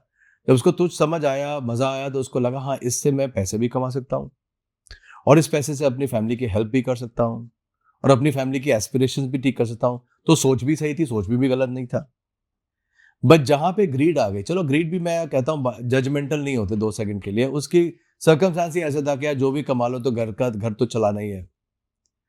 अब एक पॉइंट इन टाइम पे उसका ये बिजनेस प्लान ठीक हो गया कि आपने सिर्फ नाम चेक किया, जो कि गलत है वैसे, और आपको इसमें से 5100 रुपए मिल गए। वो 5100 करते करते करते आपने 10 क्लाइंट्स करे, 50,000 रुपए हुए। 50,000 से आपकी जिंदगी थोड़ी सी कंफर्टेबल हुई। राइट। अब उसको ये तो समझ आ गया। अब थोड़ी देर में वो सोचेगा 2 रास्ते हैं इस टाइम, लक्ष्मी की तरफ जाना है कि सरस्वती की तरफ बढ़ाना है। अब या तो दिमाग में आएगा कि 50 के 1 लाख कैसे करें, या दिमाग में आएगा यार मैं तो जानता हूं मुझे कुछ कम आता है, मैं अपनी नॉलेज को क्यों ना बढ़ाऊं ताकि मैं 1 लाख बना सकूं। वैसे the problem is you go to the first one, easy, आसान रास्ता है। वो फोटो देखेगा, कुछ करेगा, कहेगा 99 रुपीज में न्यूमरोलॉजी कर लेते हैं, बहुत सारी भीड़ इकट्ठी कर लेते हैं। उसके बाद इतनी भीड़ इकट्ठी हो गई, अरे इसको तो हम स्टोन भी बेच सकते हैं, तो चलो कुछ वीडियो स्टोन के बना लेते हैं। क्या आपने 2 लाख लोग इकट्ठे कर लिए, तो चलो 5,000 तो ले लेंगे। आपने नॉलेज नहीं गेन करी stone. The difference is that. अब यही चीज में अगर आप हाई लेवल पे न्यूमरोलॉजी पढ़ा रहे होते और लोग 1 की जगह 2, 2 की जगह 4 आपके बस खींचते आते, तो भी तो पैसा आ रहा है, ऑब्वियसली, तो फायदा भी तो हो रहा है, तो ब्लेसिंग्स भी तो आ रही है। तो ब्लेसिंग्स आ जाए, पैसा आ जाए, वही तो लाइफ है। ऑब्वियसली। अब यही चीज तो है कि अगर आप कोई भी नॉलेज बेस्ड पढ़ाई कराते हो, तो कर्म खराब अगर आप सिर्फ शॉर्टकट्स लेते हो, जब आपको छोटा मोटा अच्छा आता भी था ना जिससे आप हेल्प कर सकते थे, आप जिस चीज को बताने की कोशिश करो जो आपको नहीं आता, वो चीज जो छोटा आता है उसको भी ढक देती है। अब सिर्फ डाइल्यूटेड कॉन्वर्सेशंस में लग जाते हो। अरे आपको फर्स्ट नेम चेक करना आता है, फर्स्ट नेम करियर को देखता है। आप बच्चों को बोलो देखो फर्स्ट नेम ये है, ये डेट ऑफ बर्थ है, से करियर बनता है, और ये थोड़ा सा जोड़ जाड़ के आप कुछ करियर काउंसिल कर लेते हैं क्योंकि वो सही होता। अब अपने नाम फुल नेम डाल दिए जिसको आपको कोई आइडिया नहीं है, क्योंकि फुल नेम डालते ही आपको फ्यूचर कैलकुलेशन करना आना चाहिए। 99.9% न्यूमरोलॉजिस्ट को फ्यूचर कैलकुलेट करना आता ही नहीं है, तो आप कैसे गारंटी देते हो कि आपने जो नाम आज ठीक किया है वो लाइफ लॉन्ग काम करेगा? आप तो चले जाओगे अपनी फीस लेके, वो इंसान अगले 20-25 साल में परेशान हो जाएगा कि पता नहीं क्या प्रॉब्लम आ रही है मेरी लाइफ में। से कुछ समझ लिया नहीं। Because the name has only serve the immediate purpose. या मैंने एक नंबर का नाम दे दिया, फटाफट आंसर मिल जाएगा। मैंने 5 नंबर का दे दिया, फटाफट आंसर मिल जाएगा। अरे 5 नंबर का मरकरी बहुत ज्यादा उसके चार्ट में ऑलरेडी है, तो उसकी तो मेमोरी वीक हो जाएगी ओल्ड एज में। 1 नंबर का नाम आपने दे दिया जो अच्छा होता है, बट अगर अगले इंसान के चार्ट में मार्स है, मंगल है, उसकी आंखें खराब हो जाएंगी। ये प्रॉब्लम है। तो विदाउट अंडरस्टैंडिंग द प्लैनेट, जब प्लैनेट से आप छोटे से इंसान हो, आप प्लैनेट्स को मैनेज और मैनिपुलेट करने की कोशिश करते हो without even giving the rightful reverence और taking the blessings of the planets के भाई आप बताइए आप किस तरह के कैरेक्टरिस्टिक्स हैं, ताकि मैं आपको पावर एक इंसान की लाइफ में जोड़ने की कोशिश कर रहा हूं, मेरे से कोई गलती ना हो जाए। यहाँ गलती की जगह तो जानबूझ के गलती करते हैं, उनको पता है कि नहीं पता, और फिर भी उसको चीज को छुपाते हैं। अरे जो थोड़ा बहुत आता है उसको ही पढ़ा लो ना, कम से कम पढ़ाओ तो सही। जैसे जैसे आपकी नॉलेज बढ़ती जाएगी लोग भी आते जाएंगे, कम से कम रेपुटेशन तो खराब नहीं होगी। लेकिन प्रॉब्लम रेपुटेशन की नहीं है, प्रॉब्लम है ये सोल लेवल की जर्नी को भी इफेक्ट करेगा। अब मन से जानते हो आप फेक वॉच पहन के बैठे हो, मन से जानते हो कि आप डुप्लीकेट वॉच पहन के बैठे हो, रोलेक्स लिखा है उसके ऊपर, और अंदर से जानते हो सच नहीं है, और जाके बोलते हो भगवान मुझे इतना पैसा दे, बहुत पैसा दे। उसको पता है फेक वॉच पहन के बैठे हो, आप उससे कंफर्टेबल हो, खुश हो, तो आपको उतना ही पैसा देगा कि एक अच्छी सी और फेक वॉच ले आओगे, रियल वाली नहीं लाओगे। यूनिवर्स इतना इंटेलिजेंट है मेरे भाई। अब हाफ नॉलेज लेके मार्केट में जाओगे, रात को सोओगे तो सही, ऑब्वियस है, तो कब तक ठंडा सो जाओगे? आपको पता है उसकी लाइफ खराब हो जाएगी, क्योंकि मुझे ठीक से आता नहीं है, पता नहीं मैंने ठीक किया कि नहीं किया, चलो कोई बात नहीं, और आपने शांति से आगे सो गए। तो ये तो कर्म की दुनिया है, कर्म की दुनिया कर्म से चलती है। So at the end of the day knowledge base में ऐसे नहीं करना चाहिए। आप नॉलेज मार्केटिंग में है, MBA में है, बिजनेस चला रहे हैं, वो सब ठीक है, लेकिन in the world of knowledge, चाहे आप डॉक्टर हैं, चाहे लॉयर हैं, चाहे एस्ट्रोलॉजर है, भाई थोड़ा सा जान के थोड़ा ध्यान से करिए, ये प्लैनेट्स होते हैं या जो भी है। I hope it answers you. Yes sir. Sir एक चीज बताइए, जैसे अब कोई भी एस्ट्रोलॉजर, न्यूमेरोलॉजिस्ट या टैरो कार्ड रीडर किसी को गलत गाइडेंस देता है कि भी ये ऐसा करो, तो क्या उसके ऊपर भी उसका कोई इफेक्ट होगा? 300,000%। आपको पता है सबसे सिंपल तरीका है सक्सेस का क्या लाइफ में? ब्लेसिंग्स इकट्ठे करते जाओ। ओके। मैं अपने बेटे को एक सीख दिया था, मैंने कहा देख बेटा, जज मत कर किसी को, और हर एक के पैर छुआ कर, क्योंकि पैर छूना एक बहुत, वो इंसान के अंदर से ऑटोमेटिक एक भाव निकलता है टू ब्लेस द पर्सन। बिल्कुल एग्री। It's very simple. एक हमारे सज्जन है, बहुत विनम्र तरह से बात करते हैं, yes please, thank you please, thank you please, तो उनको बड़ी सारी दुआएं मिलती है लोगों से, ठीक है। अभी yes please thank you please की दुनिया या पैर छूने की दुनिया, इससे बड़ा है कि अगर आप किसी को हेल्प करके भी ब्लेसिंग ले लो, कि भैया आपके 4 रुपए अगर आप कमाते हो तो उसमें से 50 पैसे तो आप चैरिटी में डाल दो। रास्ते निकालते जाओ ब्लेसिंग इकट्ठा करने के। तो जब आप काम भी कर रहे हो ना, वो बहुत ध्यान से और पूरे दिल से करोगे, तो आप ऑटोमेटिकली स्पेशलिस्ट बनते जाओगे। वो क्या, आप रात को सोचोगे, आपने क्लाइंट का डिटेल्स लिया, बोला जी चलो 2 दिन बाद मिलेंगे, अब 2 दिन है तो सी पढ़ने के लिए आपके पास, जो आपके पास नहीं आता, जो कम आता है, आपके पास एक्सप्लोर करने के लिए दिमाग तो है। सुबह सुबह 4 बजे उठ जाओ, लेकिन पता है क्या, आज शाम को 4 बजे की मीटिंग है ना, जितना हो बेस्ट देना है, तो अपने आप यूनिवर्स आपको रास्ते निकालता रहेगा। बट अगर आप इन लाइफ में सोचते ही ऐसे नहीं हो, आप सिर्फ ये सोच रहे हो कि महीने में इतना पैसा कमाना है, तो वो पैसा एक टाइम तक तो अच्छा रहेगा जब आपके प्लैनेट्स ठीक चल रहे हैं, घूम फिर के वो टाइम भी वो सही सेम नहीं रहता, बिकॉज लक्ष्मी जी चंचल भाग जाती है। एंड डिसऑनेस्टी वाली लक्ष्मी जो है वो इतना तंग करती हैं कि वो एक फैमिली करोड़ों बना तो लेगी, घर भी हो जाएंगे, गाड़ियां भी हो जाएंगी और घड़ियां भी हो जाएंगी, लेकिन उनकी पुश्तें धीरे धीरे खराब होती जाएंगी अगर वो चैरिटी और भगवान से जुड़े हुए नहीं होते, देश से जुड़े हुए नहीं होते। मतलब जहां आपकी रियल जेन्युइन इमोशंस होने चाहिए कि मुझे अपने देश के लिए करना है, मुझे इंसानियत के लिए करना है, मुझे भगवान से जुड़ना है, तो वहां तो बरसेगा, क्योंकि जब आप जुड़ते जाते हो तो बहुत सारे लोगों की ब्लेसिंग मिलती जाती है। Obviously. भाई चैरिटी कर रहे हो, ये करो तो ब्लेसिंग नहीं मिलेगी।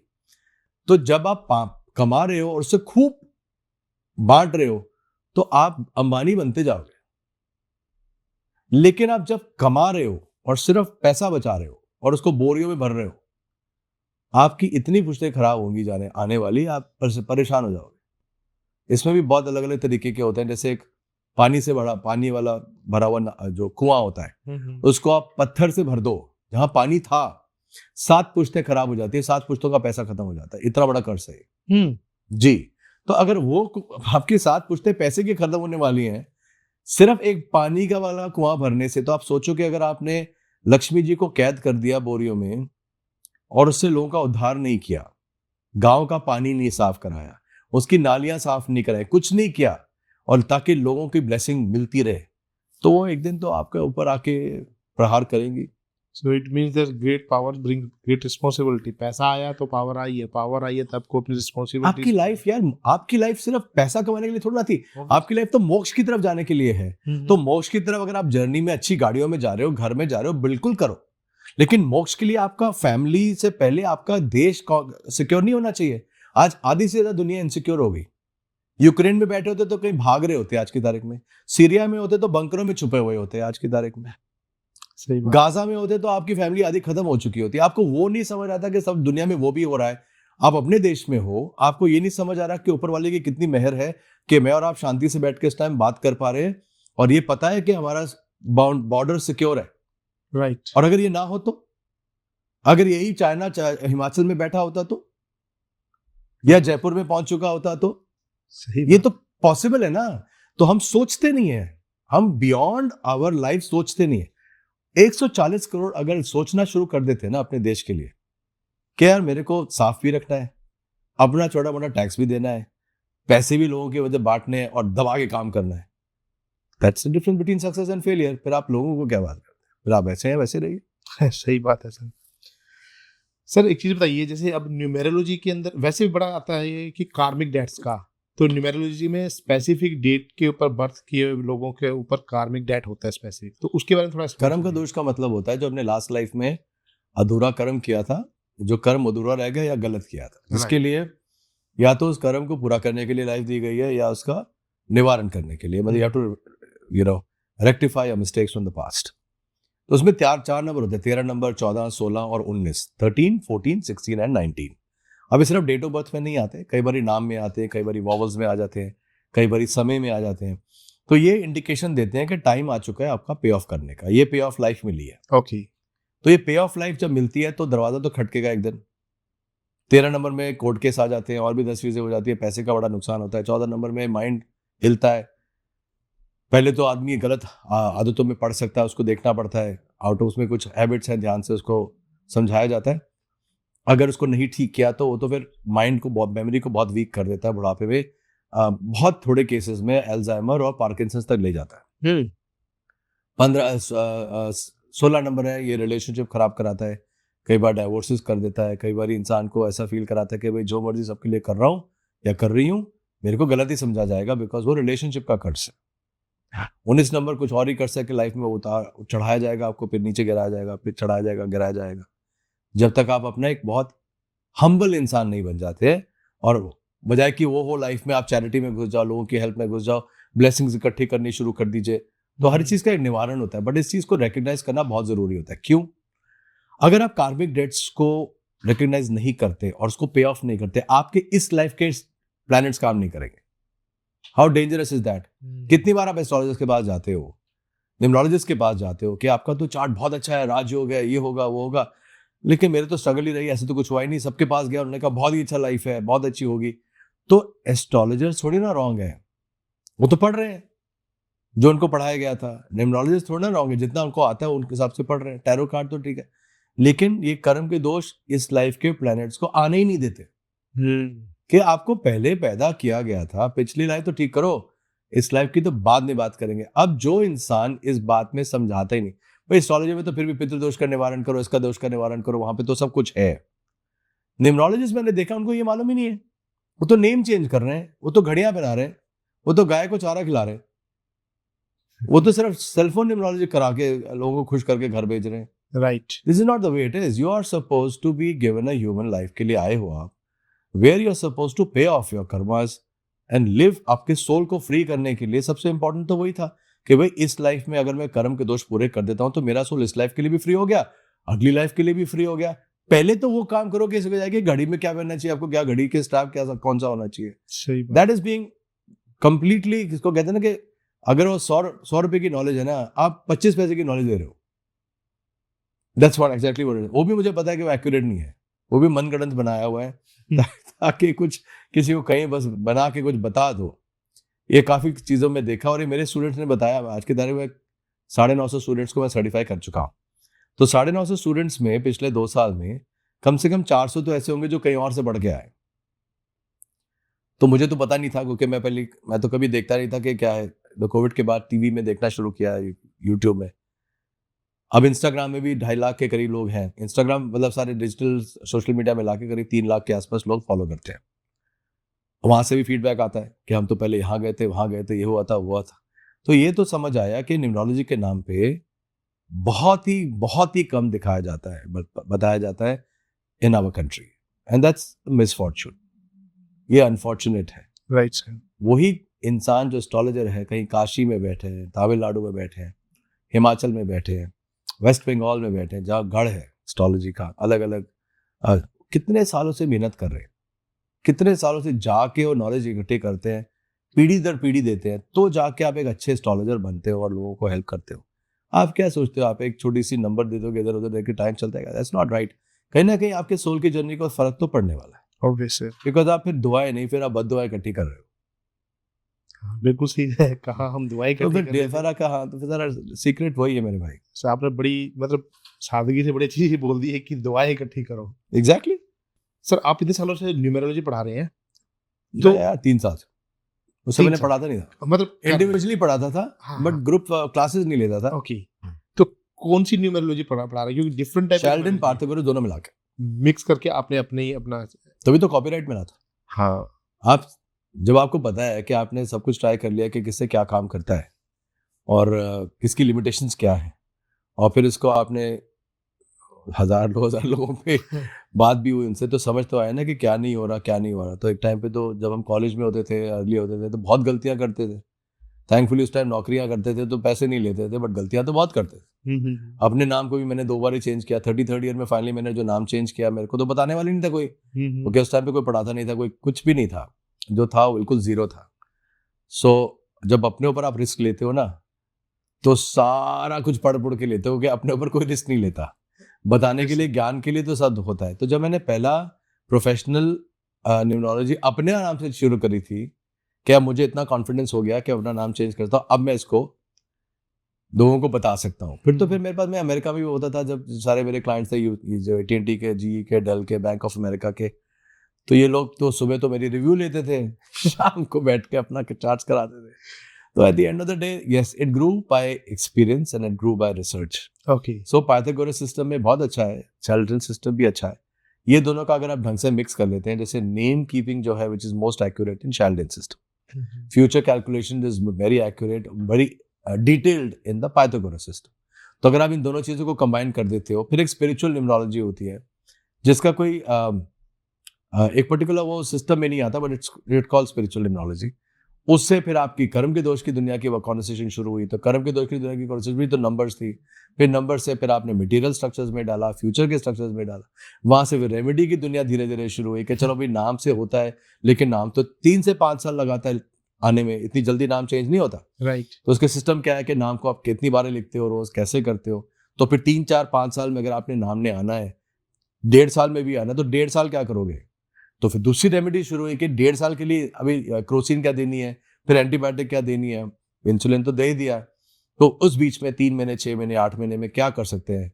तो वहां पे फेलियर आते हैं, वहां सक्सेस आती है। So when I do a live consultation में, तो भैया 8 महीने 9 महीने में एक बार 15 मिनट के लिए आ जाया करो, देखो तो सही क्या काम कर रहा है, क्या नहीं काम कर रहा है, क्योंकि डॉक्टर भी साल में एक बार बुलाता है। ऑब्वियसली। तो उसमें होता क्या है कि आपके कर्म के दोष हैं, आपके ऊपर एनर्जीज है, कभी हॉस्पिटल से उठा के ले आए, कभी क्रिमेशन ग्राउंड से उठा के ले आए, तो आधी चीजें काम नहीं करती हो। उस टाइम पे मैं पहली बार जब लाइव कंसल्टेशन करता तो काफी एलैबोरेट होता है, 45 मिनट के करीब लगते हैं। तो उसमें मैं ना अपनी तरफ से सारी रेमेडीज दे देता हूँ, जो भी मुझे लगता है सारी दे दो ताकि इंसान बचा रहे। उसके बाद जब मैं 8 महीने बाद रिव्यू करता हूँ 15-20 मिनट का, उसमें से फिर कुछ चीजें निकाल देता हूँ, कुछ ऐड कर देता हूँ, फिर मेरे मंत्र आ जाते हैं उस टाइम पे, ओके। या फिर एंजल्स आ जाते हैं, क्योंकि फिर मेरे को पता है कि अब बॉडी तैयार है, बेसिक स्टेबलाइजेशन आ चुकी है, चलो अब इसको एक बड़ा चीज दे दो ताकि एकदम से खटक करके ऊपर जाए। तो ये प्रोसेस है कि एक इंसान पे मेहनत करनी पड़ती है, बोला 3-4 साल लगते हैं गुरुजी, इतना आसान नहीं है। आप नाम चेंज करके आज भेज देते हो जैसे कोई फैक्ट्री लगी हुई है। उसके बाद कोई दैट्स अ डिफरेंस यार। तो वही तभी तो मैं, मेरा काम मोस्टली एक्सेप्टेड है और आज की तारीख में वाइड स्प्रेड है कंपनीज में, चाहे वो छोटा बिजनेस हो, चाहे सिंगल ओनर का बिजनेस हो, चाहे कॉम्प्लिकेटेड बोर्ड ऑफ डायरेक्टर्स हो। मेरा काम है सारी प्लैनेट्स को अलाइन करके उस कंपनी को सक्सेसफुल बनाना। उस कंपनी का नाम एक प्लैनेट है, उस कंपनी का लोगो एक प्लैनेट है, उसकी फ्रीक्वेंसी है, उस कंपनी का लाइन ऑफ बिजनेस एक प्लैनेट है। आपकी पर्सनल लाइफ प्लैनेट से भरी हुई है, आपके कर्म के दोष प्लैनेट से भरे। अब आपके साथ एक और पार्टनर आ गया, उसकी भी पूरी कहानी यही है, फिर तीसरा पार्टनर आ गया, उसकी भी पूरी कहानी यही है। तो इन सबको जोड़ना इस बिजनेस कंसल्टेशन, ये कोई नहीं कर सकता जिसको अगर फ्यूचर ना देखना आना हो तो, कोई नहीं कर सकता है। And obviously you can't even do this if you don't understand business. Sir, you also do angels invocation program also. So tell us something about what exactly is the angel. यार एंजल्स एक realm है, हम नहीं कहते थे देवलोक हाँ हाँ जहाँ पे सारी देवी देवता होते हैं, राइट। आपको हम नहीं कहते कि हर गांव में एक कुल देवी कुल देवता होते हैं। तो वो एक realm है। इट इज लाइक हर इंसान को कुछ देवी देवता एलोकेटेड होते हैं। हमारे से ना 1 करोड़ देवी देवता है, वो 1 करोड़ नहीं होते, हर इंसान के लिए होता है। इसी तरह वही रेलम एंजल्स बुलाते हैं क्रिश्चियंस, उसी को आप फरिश्ते कहते हैं इन इस्लाम। वही चीज है, वही पावर है। तो angels invocation is very simple कि कुछ ब्लेसिंग्स आप ले लीजिए, मतलब ऊपर वाले की नजर में आप हिंदू मुसलमान या वो क्रिश्चियन नहीं है, सिख नहीं है, हिंदू, आप एक सोल है जो इस लाइफ में ये पूरा करने आया है। उसके बाद आपको उठा लिया जाएगा, फिर दूसरी लाइफ में दूसरी चीज के लिए डाल दिया जाएगा। तो आपको तो सोल की जर्नी पे ज्यादा ध्यान देना है ना। तो जहां से भी जो रेमेडी ठीक से मिल जाए, जो आसान हो करने की, थोड़ा सा पूजाएं मैनेज करना मुश्किल होता है हर एक इंसान के लिए, क्योंकि उसके अंदर एक रिगर चाहिए होता है, एक डिसिप्लिन चाहिए होता है, और बहुत इतने 1000 टाइम्स मंत्र सिद्ध करने पड़ते हैं। वो भी होते हैं, उसके लिए पंडित जी हैं, बहुत विद्वान लोग हैं यहाँ पे, कर्मकांडी पंडित हैं। एंजल्स आप खुद कर सकते हैं। तो इसका एक सिंपल इन्वोकेशन तरीका होता है, 15 से 20 मिनट हर दिन आपने ऊपर वाले को एक फॉर्म से याद कर लिया और कुछ नहीं है, लेकिन वो फॉर्म आपकी हेल्प के लिए बनाया गया होता है। ओके जिसको हम कहते हैं पावर ऑफ प्रेयर्स, के भाई प्रेयर करोगे, हेल्प मांगोगे तो मिलेगी, वरना आपको फ्री विल लाइफ दे दी गई है कि आप जो मर्जी करिए, ये आपके प्लैनेट्स हैं, इसके हिसाब से आपको ये लाइफ मिली है, यहाँ पे ऑफ करोगे, इस प्लैनेट्स का पोटेंशियल ये है, ये आपके अंदर का शांति का रास्ता, ये पूरा सिस्टम बना के दे दिया, जिसको हम एस्ट्रोलॉजी चार्ट्स कहते हैं, एस्ट्रोलॉजिकल हॉरोस्कोप कहते हैं, न्यूमरोलॉजी चार्ट्स कहते हैं। अब उसके लाइफ से भी जी सकते हो आप। मत जाओ किसी न्यूमरोलॉजिस्ट के पास, मत जाइए किसी एस्ट्रोलॉजर के पास, क्या जरूरत है। जो लाइफ में आएगा उसको झेलते हो, करते जाइए। बिल्कुल, चाहे चाहे वो डाइवोर्स हो, चाहे एक्सीडेंट हो, तो भी वो भी लाइफ भी ठीक है, क्योंकि भाई मैं तो अपने कर्म पे डिपेंड करता हूँ।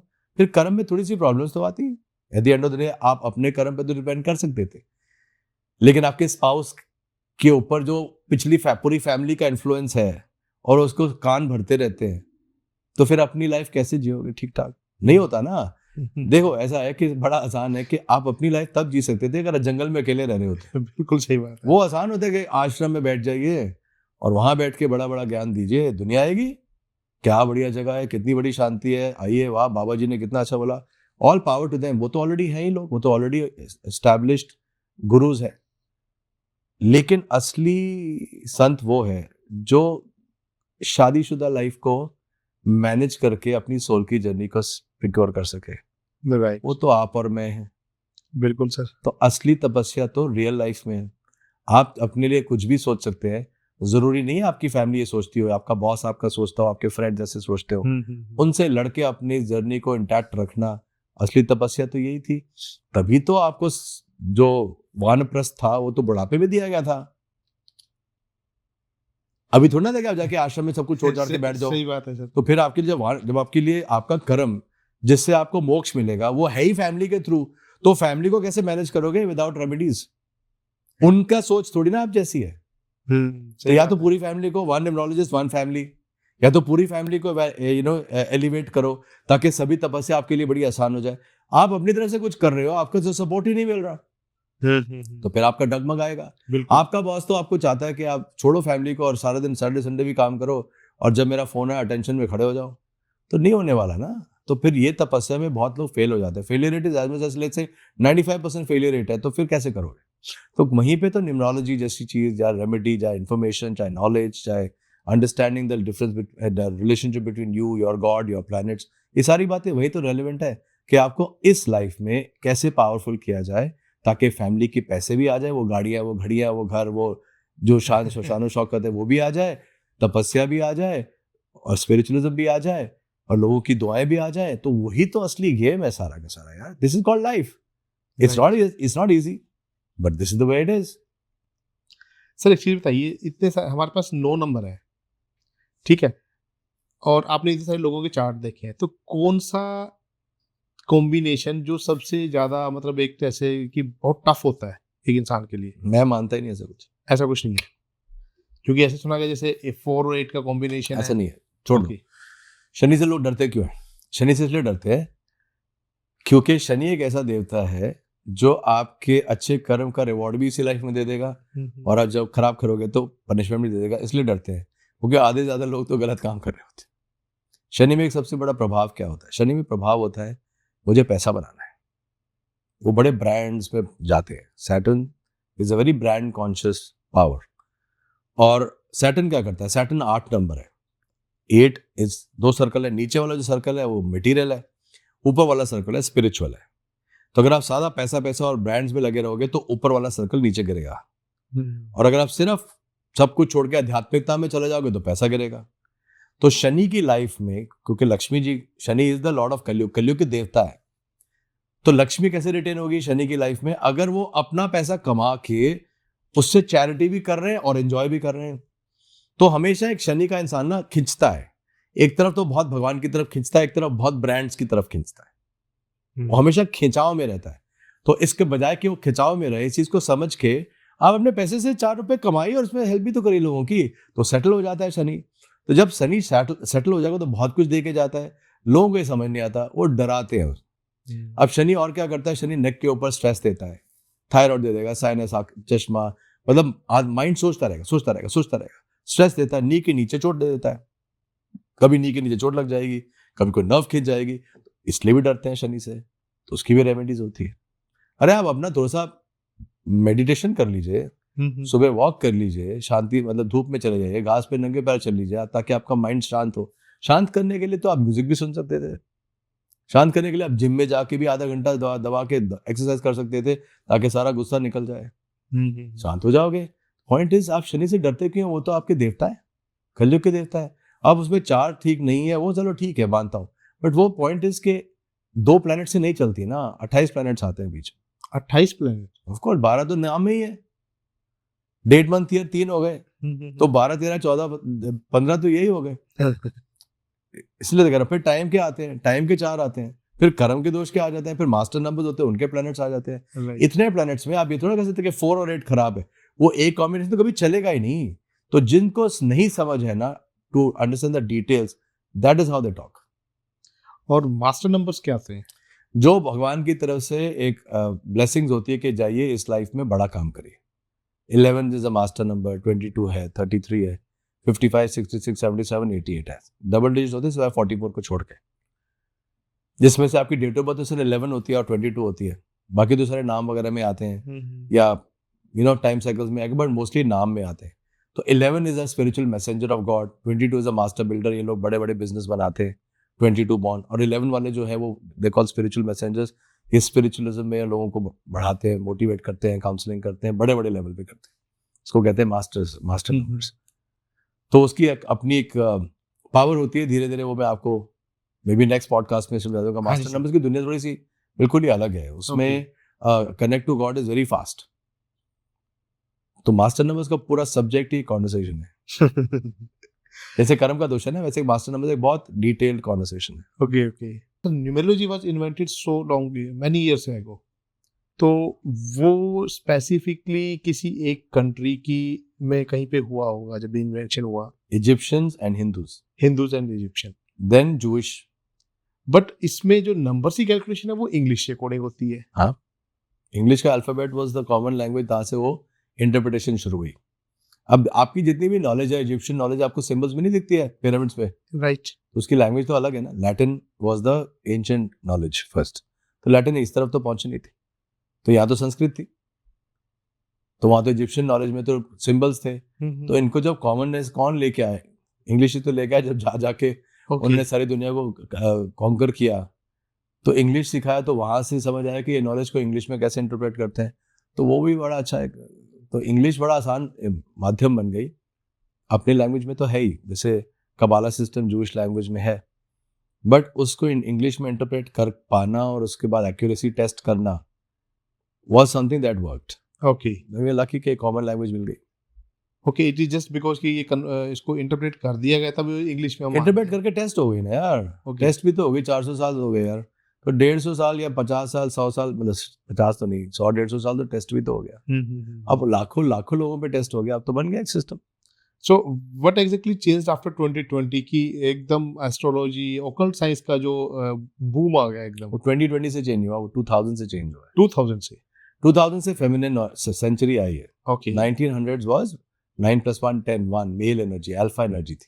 अल्फा एनर्जी में वर्ल्ड वॉर होती है, एग्रेशन होता है, और जब फीमेल एनर्जी आती है उसमें इंट्यूशन होता है, उसमें पीस एंड हार्मनी होती है, स्पिरिचुअलिज्म होती है। जब से 2000 चेंज हुआ है, आप देखेंगे इतने सारे चैनल आने शुरू हो गए टीवी, दिव्या चैनल और मनोरंजन, ये सब 1000 चैनल आ गए, तो सारे के सारे रिलीजियस स्पिरिचुअल चैनल्स थे। वो अभी 2020 से नहीं आए, वो 2000 से बैठे हुए हैं। ओके 2011-12 में तो मैं 4 चैनल पे था उस टाइम पे। तो ये जो जर्नी है 23-24 साल की, जो इस पूरे सेंचुरी की जर्नी है, तो this is all about people are asking for peace also. और जो फ्रैगमेंट्स लड़ाइयाँ चल रही हैं, जो 1900 से चल रही हैं, चाहे वो आज की तारीख में आप गाजा में देख रहे हैं, चाहे रशियन यूक्रेन वॉर, उससे पहले सोवियत यूनियन होता था, वो सारी वहां से आ रही है। लेकिन जो नया है, देयर आर वांटिंगनेस फॉर पीस, लोग पीस मांगते हैं, they want a different world. तो स्पिरिचुअलिज्म बहुत बड़ा है 2000 में, और ये भी बढ़ता रहेगा, क्योंकि पूरी की पूरी सेंचुरी विमेन सेंचुरी या फीमेल पावर की सेंचुरी है। तो female power is very intuitive and very very nurturing, वो बहुत अच्छा टाइम होता है। तो सर अभी जैसे आप देखोगे कि मैं ये क्वेश्चन अभी अपने गेस्ट से पूछता हूँ, थ्रू आउट द वर्ल्ड अगर आप देखते हो कि कहीं पे बाढ़ आ रही है, कहीं पे पानी मतलब डैम टूट गए, कहीं पे लड़ाई हो रही है, 100 लोग मर गए, कहीं 200, ऐसा नहीं है कि एक आदमी मर रहा है या 2 आदमी मर रहे हैं, जहाँ पे मर रहे हैं लोग ग्रुप्स में मर रहे हैं।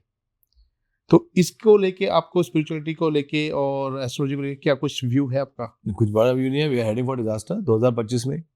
उसमें व्यू क्या होना है, वो तो आपको पता है कि क्लाइमेट हर बारी आपके हर 5 महीने में चेंज हो रहा है आपकी तरफ से। It's not about climate only, it's also about COVID जैसी चीज पहली बार आई लाइफ। राइट। नंबर 2, नंबर 3, आपको ये भी पता है कि पॉपुलेशन बहुत ज्यादा बढ़ती जा रही है, अपॉर्चुनिटीज ऑफ एम्प्लॉयमेंट कम हो रही है, तो the discrepancy between the haves and the have nots हर कंट्री में बढ़ रही है, which is asking for a civil unrest.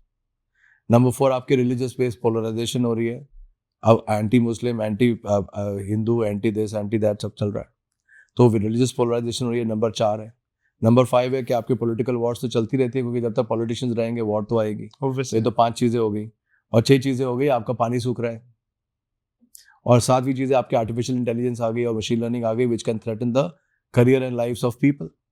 तो जब आप 7 चैलेंजेस से जूझ रहा है एक इंसान, तो मैं और आप तो फिर भी शायद निकल जाए 8-10 साल में, हमारे बच्चों का क्या होगा?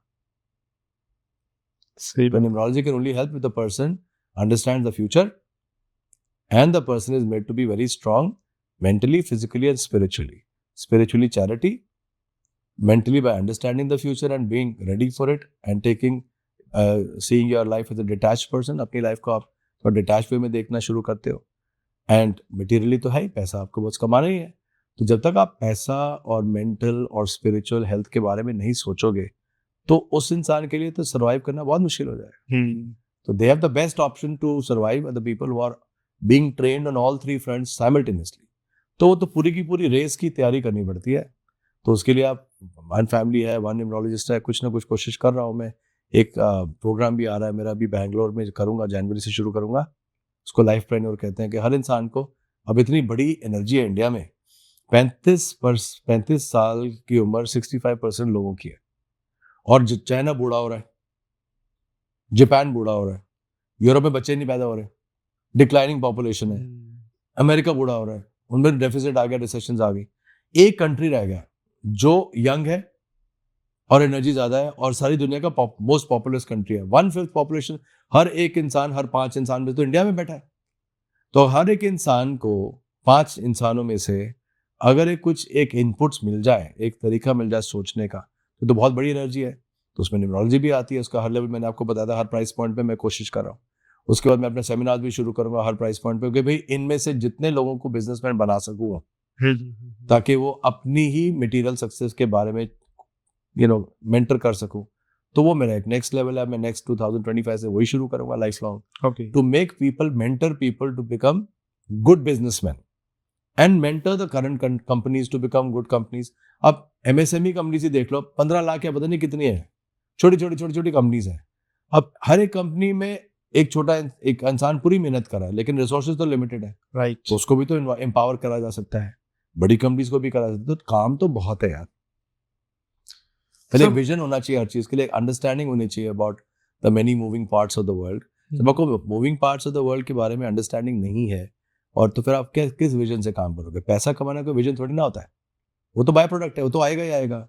इज्जत कमाना कोई विजन थोड़ा ना होता है, वो तो बाय प्रोडक्ट है, अगर आप अच्छा काम करोगे तो आएगा ही आएगा। दुआ कमाना विजन हो सकता है, उसके लिए 10 चीजें आपको करनी पड़ती है। देखते हैं कहाँ निकलता है। सर, मंत्र के बारे में क्या आपका कहना है? मंत्र, जैसे हम मंत्र उच्चारण करते हैं, पूजा करते हैं, तो उससे किस टाइप की एनर्जी मिलती है, वो कैसे काम करती है? मंत्र इज समथिंग आप सबकॉन्शियस से करते हो। जब आप मंत्र करते हो उससे पहले 2 चीजें होती है। एक तो होता है आपको फेथ होना चाहिए, आप मंत्र कर रहे हो, कोई डील कर रहे हो, जी मैं आपका सवार हुआ का चढ़ाऊंगा, इतना मैं लड्डू चढ़ाऊंगा, उससे तो डील है। ऊपर वाला हंसता है, क्या टैक्स तो दे नहीं रहा, गरीबों का हक मार रहा है, उसके ऊपर से आके मेरे से लड्डू चढ़ा रहा है, आज तेरे को बताता हूँ बाद में। तो वो तो बाद में पता चलेगा कितना सही है कितना नहीं है। मतलब दूसरी बात ये है कि जहाँ स्पिरिचुअलिज्म की बात है, जैसे लाइक मंत्र की बात कर रहे हो आप, मंत्र can only work if you have faith in your God. भाई किसी में विश्वास तो होगा, मंत्र किस बारे में क्यों कर रहे हो? दूसरा, फेथ तो आ ही नहीं सकता जब तक सरेंडर में नहीं होते हो। सरेंडर मतलब मैं जानता हूँ you know everything, you are in love with your God, you are in surrender. Surrender से फेथ आता है। अब सरेंडर कैसे आएगा? जब हर चीज के लिए तो आप अटैच्ड हो, मेरी गाड़ी, मेरा घर, मेरी जॉब, मेरा ये, मेरा वो। अब 10 चीजों से अटैच हो तो सरेंडर कैसे करोगे? आप इकट्ठा करो ना। आप अपनी गाड़ी देख के खुश रहोगे, वाह भगवान ने इतनी अच्छी गाड़ी दी। अपनी गाड़ी देख के खुश करके चमका के रखो, भगवान ने गाड़ी दी। अब भगवान ने गाड़ी दी और घड़ी दी में बहुत फर्क है कि मैंने घड़ी बनाई और मैंने घड़ी। So when you become detached to the material and the spiritual and you think everything is a blessing of God, तभी तो जाके आप फेथ आएगा। तो फेथ आएगा तभी तो पूजा करोगे, पहले वो तैयारी तो करो। आप कोई मंत्र भी करते रहोगे कोई फायदा नहीं, 20 साल करते रहो पूजा, कोई फर्क नहीं पड़ने वाला, कोई फर्क नहीं पड़ने वाला। आपके ऊपर थोड़ा बहुत अपना दिमाग लगा के स्पिरिचुअल हो, ऊपर वाली मेहर आ जाएगी, फैमिली पे नहीं आएगी, नहीं आएगी, बिकॉज आपने ऐसे कुछ किया ही नहीं उनको ये बताने के लिए कि बेटा ऐसे करना है या बेटा ऐसी करनी है। बिल्कुल। So at the end of the day मंत्र तब करो जब आपकी बॉडी माइंड रेडी हो। अपने आप यूनिवर्स गुरु भेज देगा जो मंत्र सिखा देगा। ओके। वरना ना करो ना मंत्र, मंत्र मत करो। आप वहां बैठ जाओ जहाँ मंत्र उच्चारण होते हैं, जैसे मंदिर है या जैसे जहाँ भी जो प्लेस ऑफ वर्शिप है, जहाँ किसी भी तरीके से पूजा की जाती है, वो तो सालों साल से हो रही है। तो अक्षराबाद जब बैठते हो तो सरेंडर और फेथ में बैठते हो तो ये खुल जाता है, ये थर्ड क्राउन है। अब जब ये थर्ड चक्र जो सॉरी ये क्राउन चक्र जब खुलता है, लॉजिक वाला बंद हो जाता है, तो आंखें बंद करके सिर्फ सुन लो। तो जैसे जाते नहीं, इतने बढ़िया गुरुद्वारा है शीशगंज का, वहाँ पे हमारे पुरानी दिल्ली में है, बंगला साहिब का गुरुद्वारा है, हनुमान जी का मंदिर है, इतने बड़े मंदिर है, बहुत सारे हैं। तो इतना हो गया, जामा मस्जिद भी है। आप जहाँ जाइए आंखें बंद करके फेथ में बैठ जाइए, आंखें आपकी बंद, आपका एक खुल जाएगा, मंत्र लेके आ जाओ। So what is the role of subconscious mind in who we are today, who we will be in future? Subconscious mind is the boss and the conscious mind is the slave. तो subconscious mind तो it's a million times more powerful energy। ये सारा का सारा 95% जो है आपका subconscious mind है, इतना सा 5% आपका logical mind है। बट ये जो 95% subconscious mind है ना, ये 1 million times 10 लाख गुना ज्यादा फ्रीक्वेंसी पे वाइब्रेट करता है। तो इसके अंदर आप छोटा सा भी चीज डालते हो ना, कर goes by millions of times बढ़ जाती है। तो दैट्स द रोल। तो अगर आपने डाल ही दिया अपने सबकॉन्शियस माइंड में, हैबिट्स होती है कि आपने कोई भी चीज को 21 से 40 दिन ज्यादा रिपीट करोगे, वो हैबिट बन जाती है। ओके। अगर आप 21 साल तक यही रिपीट करोगे, क्या टैक्स नहीं देना, 40 साल तक ये रिपीट करोगे यार ये वाला रिलीजन तो खराब है यार, तो वो आपका लिए मंत्र है, वो आपके सबकॉन्शियस माइंड में 10 लाख गुना ज्यादा बैठ चुका है। तो बहुत ध्यान से देखना पड़ता है कि मैं अपने सबकॉन्शियस में डाल क्या रहा हूं, क्योंकि वो आपकी जिंदगी का सबसे बड़ा लिमिटेशन बन जाएगा या सबसे बड़ा एसेट बन जाएगा। इस चीज के लिए मैं हमेशा इनकरेज करता हूँ कुछ टाइम अपने लिए निकाला करो, which people are spending all the time looking at their cell phones and Instagram and Facebooks and all that. सबसे कर्ज जो है इस वक्त यही सब कुछ है हमारी लाइफ के, हमारा सेल फोन। ये हमें कभी भी, एक टाइम पे होता था आदमी वॉक पे चला जाता था, एक टाइम पे होता था कॉफी शॉप में जाके सोचता है, एक टाइम पे लोग अपना लैपटॉप बैठ के लिख रहे होते हैं, कहीं शांति की जगह पे बैठ रहे होते हैं। अब वो सारा का सारा जो है ना वो सोशल मीडिया ले जाता है। बिल्कुल सही। जब आपको मालूम ही नहीं है कि आपको डालना क्या है तो आप डालोगे क्या, फिर आपके ऊपर गलती से कुछ डल गया जो 10 लाख गुना ज्यादा बन गया, तो फिर आपका ये जो लॉजिकल माइंड है ना सिर्फ वर्ड्स देगा, उस चीज को जस्टिफाई करने का वर्ड्स देगा कि हाँ जी मैं ना रात को ना लेट नहीं सोच, मतलब जल्दी नहीं उठ सकता, सो मेरी आदत है। पता है कि ब्रह्म मुहूर्त सारी दुनिया जानती है, चलो नहीं उठता, 6 साढ़े 6 बजे उठ के, पता है क्या वॉक करने जाओगे तो आपकी हेल्थ रहेगी, लेकिन आपने सबकॉन्शियस में बिठा दिया यार 8 बजे से पहले मेरी नींद नहीं खुलती, मैं तो सोता ही 2 बजे हूँ। आपने अपनी खुदाई शुरू कर चुके हो, कहीं ना कहीं तो रिजल्ट तो आएगा ही आएगा। सो सबकॉन्शियस माइंड आपको चेंज नहीं करने देता। राइट। उसके लिए फिर प्रोग्राम्स हैं, उसके लिए फिर अपनी काउंसलिंग के टाइम पे भी मैं समझाता हूँ कि भाई देखो ये 4 चीजें आपको चेंज करनी है, इसके लिए मैं आपको एक एक लाइन के मंत्र दे रहा हूँ, उसको करो, वरना चेंज नहीं होगा। नहीं चेंज नहीं होगा तो आपको कोई प्लेनेट आपको सपोर्ट नहीं कर पाएगा। तो बहुत सारे मूविंग पार्ट्स हैं, बहुत सारे मूविंग पार्ट्स में सिर्फ नाम तो है नहीं सिर्फ। That's the way it works. Sir एक क्वेश्चन है मेरे मन में अभी आया है कि जैसे किसी का डेस्टिनी नंबर 8 है और समवन टेल्स हिम कि यार तुम ऐसा करो, सूर्य की पूजा करो। सूर्य की पूजा करो। हाँ। तो शनि है 8, हाँ, सूर्य की तरह पूजा होती है, शनि की पूजा होती है। अगर कोई बोलता है तो उसका नेगेटिव इफेक्ट आएगा उस पर। नहीं ऐसा कुछ नहीं है यार, पूजा और पहले पूजा करना आता ही नहीं। ओके। तो पूजा तो बताना है, सिर्फ एक वर्ड बोलना है, ऐसे पूजा कर देना तो अर्थ चढ़ा देना, ऐसे थोड़ा ना होता है। आपके अंदर कोई फेथ सरेंडर ही नहीं है, जल्दी जल्दी जल्दी करके अरे अरे यार मीटिंग पे जाना है, चलो चलो चढ़ा दिया, वो तो साल 2 साल चलता रहेगा, कुछ नहीं फर्क पड़ता।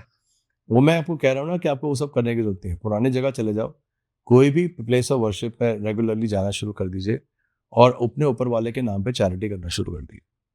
जितने लोगों को हेल्प करोगे, चाहे वो प्लांट्स हो, चाहे वो एनिमल्स हो, चाहे क्लाइमेट हो, चाहे ह्यूमंस हो, आप सिर्फ ये 2 चीजें करना शुरू कर दीजिए और अपना न्यूमरोलॉजी के चार्ट बनाना शुरू कर दीजिए, उसको ठीक करना शुरू कर दीजिए, आपकी आधी प्रॉब्लम वहीं से निकल जाएंगी। Sir this is now the end of this podcast. बहुत ही इंफॉर्मेशन आपसे मिली है जो कि इम्पोर्टेंट भी है। It will take some time to process. So I'm glad it will take you some time to process because I want you to send it to as many people as you can. yes sir. The idea is to empower our country and bring out those kind of people together with us. See, I'm at sachinasharma.com. उन लोगों को मैं इकट्ठा करना चाहता हूँ जो सोच, जिनके लिए सबसे बड़ा रिलीजन उनका देश है। Right. क्योंकि जब तक ये सेफ देश नहीं कर पाएंगे हम, तब तक आपकी फैमिली लाइफ और कुछ भी सेफ्टी गारंटीड नहीं है।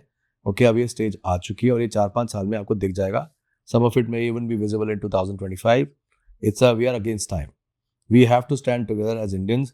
कोई दूर से भी नहीं होना चाहिए किसी भी देश में कि जो इंडिया के अगेंस्ट इंडियंस को डिस्रिगार्ड करे।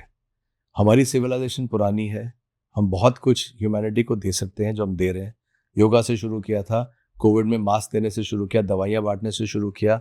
इतनी बारी हमारे लोग फंसे हैं दुनिया में, हमेशा जाके हम उनको निकाल के लाए। पिछले 10 साल में हर देश को हमने हेल्प किया है। जहाँ पे हमारा टर्की में जैसे अर्थक्वेक हुआ था, वो आज की तारीख में दुश्मन देश है, हमारे अगेंस्ट काम करता है, पाकिस्तान के साथ करता है। वहाँ पे भी जाके हमने एड दी थी जब उनका अर्थक्वेक हुआ था। हम इंडियंस आर लाइक दैट, हम लोग बहुत ऐड कर सकते हैं। पहले अपने शीशा तो देखें कि हम कहाँ गलत जा रहे हैं। Right. Where we are weakening ourselves and our society till the time we don't find young people talking this direction. और young people ही बात कर सकते हैं। जब तक ये लोग ये बात शब्दों में नहीं करेंगे, जिसको कहते हैं कि लैंग्वेज ऑफ द नेशन, कह रहे देश की लैंग्वेज ना, जापानीज जो है ना, वो सुबह से लेकर रात तक काम करती है। अरे यार इनकी गाड़ियां ना सुपर परफेक्ट बनाते हैं और इनका खाना सुपर, उनकी आदत है कि सब कुछ काम ना अच्छे से करना है। कोरियंस है ना, वो कोशिश करते हैं कि यार जापान को बीट करना है। पूरा देश लगा हुआ है, सुबह से लेकर रात तक लगा हुआ है, पिछले 20 साल 25 साल से लगा हुआ है। जब तक हम इस देश की लैंग्वेज चेंज नहीं करेंगे, मेरा मेरा मेरा, तब तक India will never become a power. और ये लैंग्वेज जो है ना, इस सबसे मेरे को क्या फर्क पड़ता है, मैं 300 रुपये देता ना पुलिस वाले को, चल निकल यार, चल कूड़ा का डब्बा यहाँ फेंक दे यार। हम लोग वो चीज को आइडलाइज करते हैं, हम लोग उस चीज के बारे में तालियां बजाते हैं। ड्राइंग रूम में बैठ के, अरे पुलिस वाले ने रोका था, मैं 300 रुपये दिया, निकल लिया, वाह बेटा वाह। कम हम लिए कभी बात ही नहीं करते। वैसे तो डाइनिंग टेबल पे बैठना ही बंद कर दिया है, सबसे बड़ी प्रॉब्लम ये है कि फैमिली सिस्टम टूट रहा है। हम ये बैठ के बात ही नहीं करते कि यार चलो टैक्स दो, टैक्स देश के लिए होता है बेटा, कोई फर्क नहीं पड़ता, हम अपना काम करेंगे, शांति से सोएंगे और दबा के काम करेंगे। ऐसी लैंग्वेज किसी बहुत कम घरों में है। तो आपके लिए आपको अंदर से तोड़ने वाले बहुत सारे मिल गए आज की तारीख में, जो बाहर जाके भी आपके अगेंस्ट बोलते हैं और हम कुछ नहीं करते उसके लिए। इतने लोग बांग्लादेश में मर गए, इतने मार दिए गए, हमारे वर्ड्स मुंह से एक चूर नहीं निकलती। 140 करोड़ का देश है ये, हम एक वर्ड नहीं बोलते, एक डेमोन्स्ट्रेशन एक सिटी में नहीं करते उनके अगेंस्ट। 400 सिटीज है हमारी, हम इतने ज्यादा सेल्फिश हो चुके हैं। तो ये मैटर ऑफ टाइम है कि हम फंसने वाले हैं, ये मैटर ऑफ टाइम है कि इंडियंस फंस जाएंगे, अपने आपस में ही फंस जाएंगे, बिकॉज हम लोग बिल्कुल आलसी हो चुके हैं एंड खुदगर्ज हो चुके हैं, a lot of us. So my point is that we need to understand that, guys, wake up. The world is not going to keep giving you. There are very many people who want India to be broken. बहुत है, अंदर भी है बाहर भी है, wait कर रहे हैं। बांग्लादेश का एक बॉर्डर खोल दिया, चाइना का दूसरा बॉर्डर खोल दिया, पाकिस्तान का तीसरा बॉर्डर खोल दिया, नेपाल में चाइना की गवर्नमेंट आ चुकी है, बर्मा में चाइनीज घुसे हुए हैं। वो तो वेट कर रहे हैं कि आपकी सेंटर की लीडरशिप कमजोर हो और इनको तोड़ दिया जाए। आपको पता भी नहीं चलेगा यहाँ पे किस दिन कुछ और हो जाएगा, जब तक आप ये बात को समझेंगे नहीं कि यार इंडिया के अगेंस्ट नहीं बोल सकता तो कुछ, चाहे तो जर्मनी में बैठा हो, कोई अपना यूट्यूबर हो, जो मर्जी हो, आप इंडिया के अगेंस्ट नहीं बोल सकते कुछ। जब तक आपको बात नहीं समझ आएगी ना, हम we are only on a potential, that's the issue, right sir. So when you are doing this podcast, when you are doing this editing, बहुत ध्यान से करना, it should reach a lot of people. It's very important. It's not my idea to become popular. मैं तो already 3 lakh लोग follow करते हैं, मेरे को तो देख ही लेंगे कहीं ना कहीं, आप शेयर कर दीजिएगा please. But you should make this as your base to promote this kind of people, Yes, sir. like Sure. me, you know. Yeah. Maybe that's a good theme for you. Yep. चलिए साहब, thank you so much. Thank you, sir. for having me. Thanks, sir. God bless you guys. Thank you, sir. Thank you.